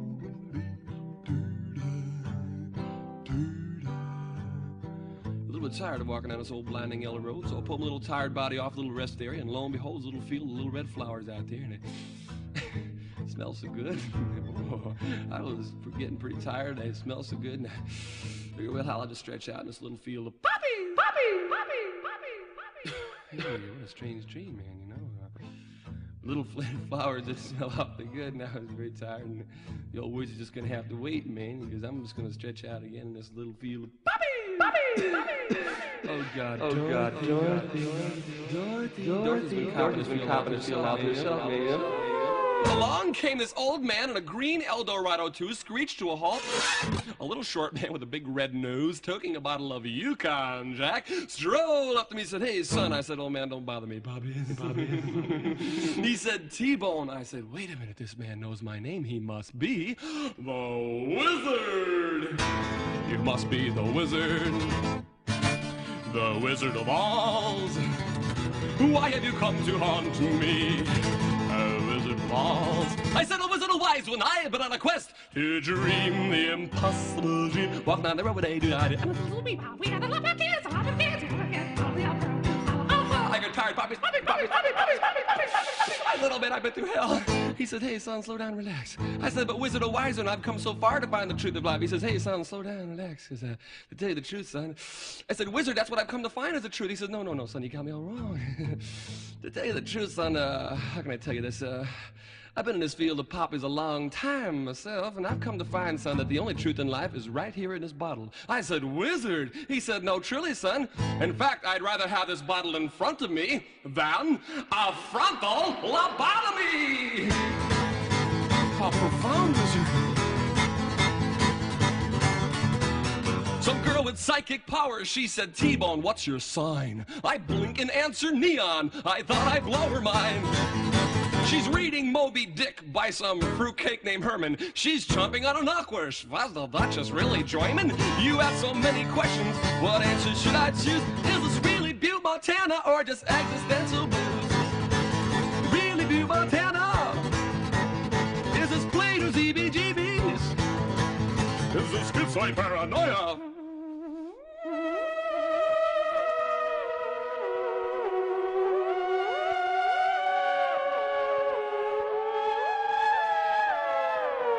La la la la la la